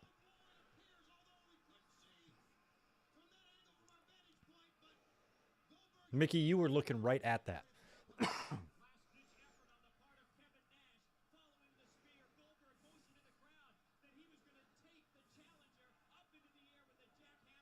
Trying to think, in 98, December of 98 in WWE, Austin would have been doing the Taker stuff around this time. He would have been getting embalmed on Raw and shit like that. All that would have been happening here.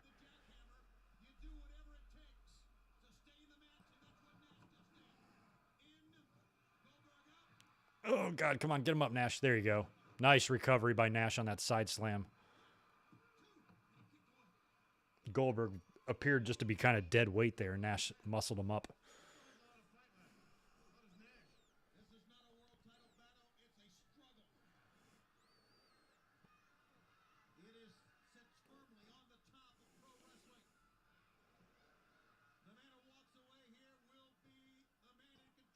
Yeah, like I said, you're right. IWC would eat Goldberg alive, but Goldberg was very over with the casual audience, but not like the hardcores. The hardcores, it was kind of the in thing to kind of reject a Goldberg a little bit because we kind of saw through it and stuff. But like I said, I lived in the South during this time, and you know, those are simple people, man, and they don't require a lot. So he was super over for them, for people like them.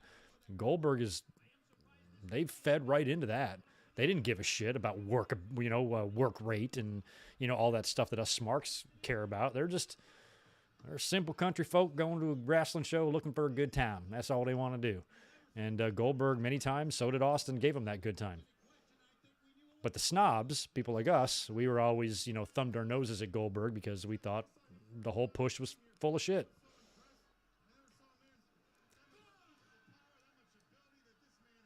I mean, that's why Regal got fired, for exposing how fucking green he is.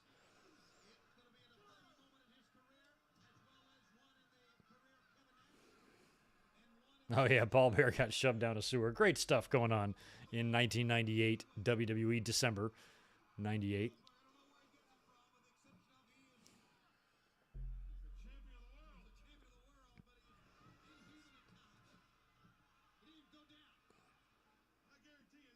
Yeah, this was all kind of the beginning of the ministry, too, for The Undertaker. I think Austin would beat him at Rock Bottom in December, and then he would start getting weird in 99, and that's when the ministry would start. And 5 months later, it's higher power time. Oof. I loved the sound that WCW's rings made when guys took bumps on them. They were mic'd brilliantly. Everybody claims WWE's ring is harder, but it appears that the WCW's ring is harder. But most wrestlers say WWE's was. But it appears to be this one to me.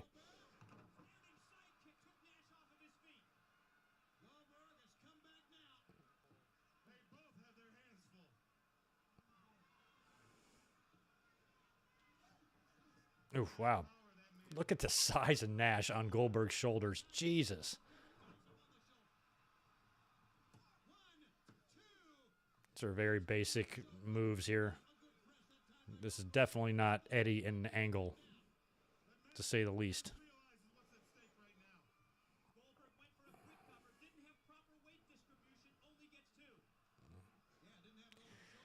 Huh. Victor Colon, how stupid was WCW making this match no DQ in the middle of the pay-per-view and not announcing the no DQ stipulation on Nitro? Oh, there's Disco. Yeah, kind of stupid, but honestly, the same exact thing happened at WrestleMania 17. What many fans consider the best WrestleMania ever. Rock and Austin wasn't announced as a no DQ match until the bell rang. Or right when Howard started doing the introductions. Okay, now Bam Bam's out there. Disco got disposed of. Bam Bam's over the top rope. This has got to be where Hall comes in, right here. Oh, look, there's Nash. Oh, God. And apparently he really hit him with that. He didn't tape up the thing or something.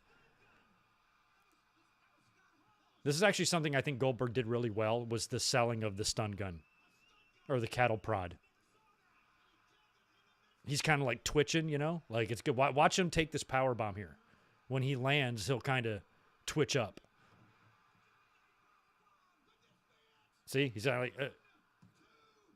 it's almost like he doesn't even understand a match is going on. Like, so, I mean, if we're trying to be really, really, really fair, I mean, at least it took a hell of a lot to get it done, and Goldberg is kicking and twitching the whole time through it. I mean, I suppose if you're going to lose, you protected him as best you could, but... And apparently Goldberg claims that something on that cattle prod wasn't protected. It was the shock part wasn't taped off or protected in any way, and it actually did zap him. So what? You'll be all right, Goldberg. If anything, it might have helped you. Look at the shape that guy's in at age 60.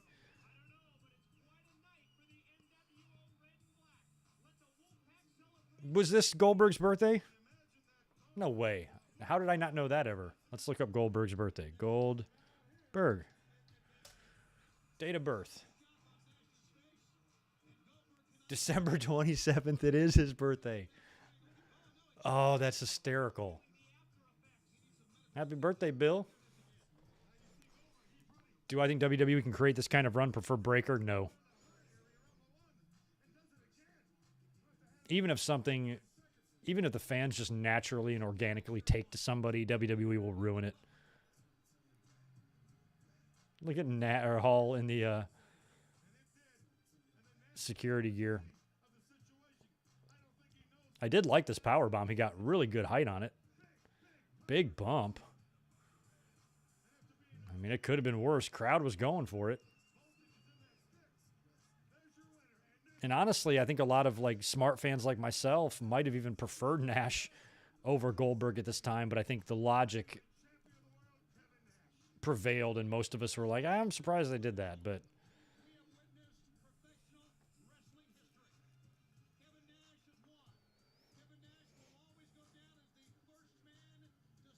and this is his first run, correct, with the title. All right, and that was it. Oh, and the pay-per-view fades to black. Right on. And look at that. Look at the time. Right at the exact top of the hour. Just like we planned, we would have this thing wrapped up by then. That was fun. Yeah, Breaker has already lost to Ciampa, but they could always debut Breaker on the main roster and have him go on a streak, and it would essentially be the same thing. But there's no way you can't recreate Goldberg, just like you can't recreate Undertaker's streak or anything like that. But Breaker has got, aside from that ridiculous name of his, he's got some huge upside. So we'll see. And he's super young.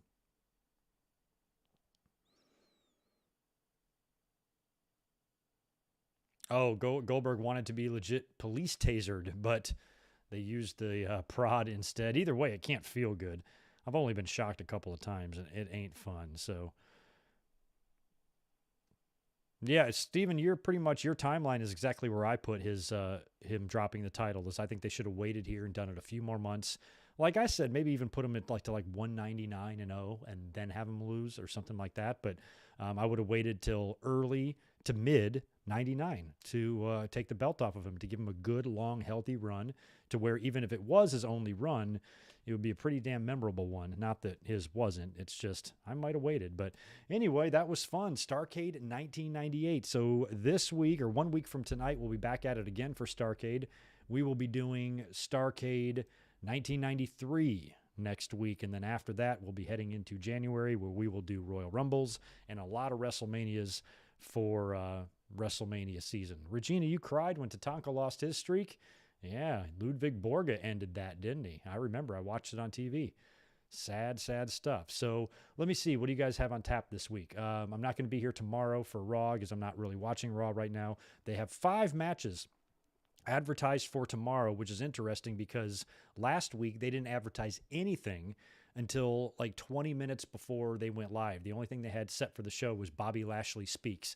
They said nothing, didn't advertise one match until 20 minutes, 15 minutes before they went live. Now, all of a sudden, for tomorrow, they have 5, count them, matches added. So start placing your bets. How many of these are either going to be changed, altered, or just dropped altogether?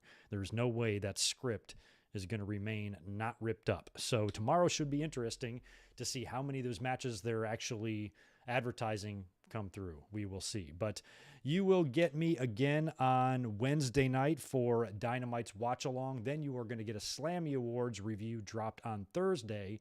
And then after that, it's Christmas Eve, Christmas Day. You won't hear from me at all. But day after Christmas, 1 week from tonight, December 26th, we will be back for Starrcade 1993. So as of right now, you get me Wednesday and Thursday, but my last live stream until the next watch along will be Wednesday night for Dynamite. So make sure you're here so I can offer you guys all of your holiday well wishes. So thanks again for hanging out tonight. You guys have a great rest of your Sunday night and weekend, and I'll catch you on Wednesday for the Dynamites. Y'all be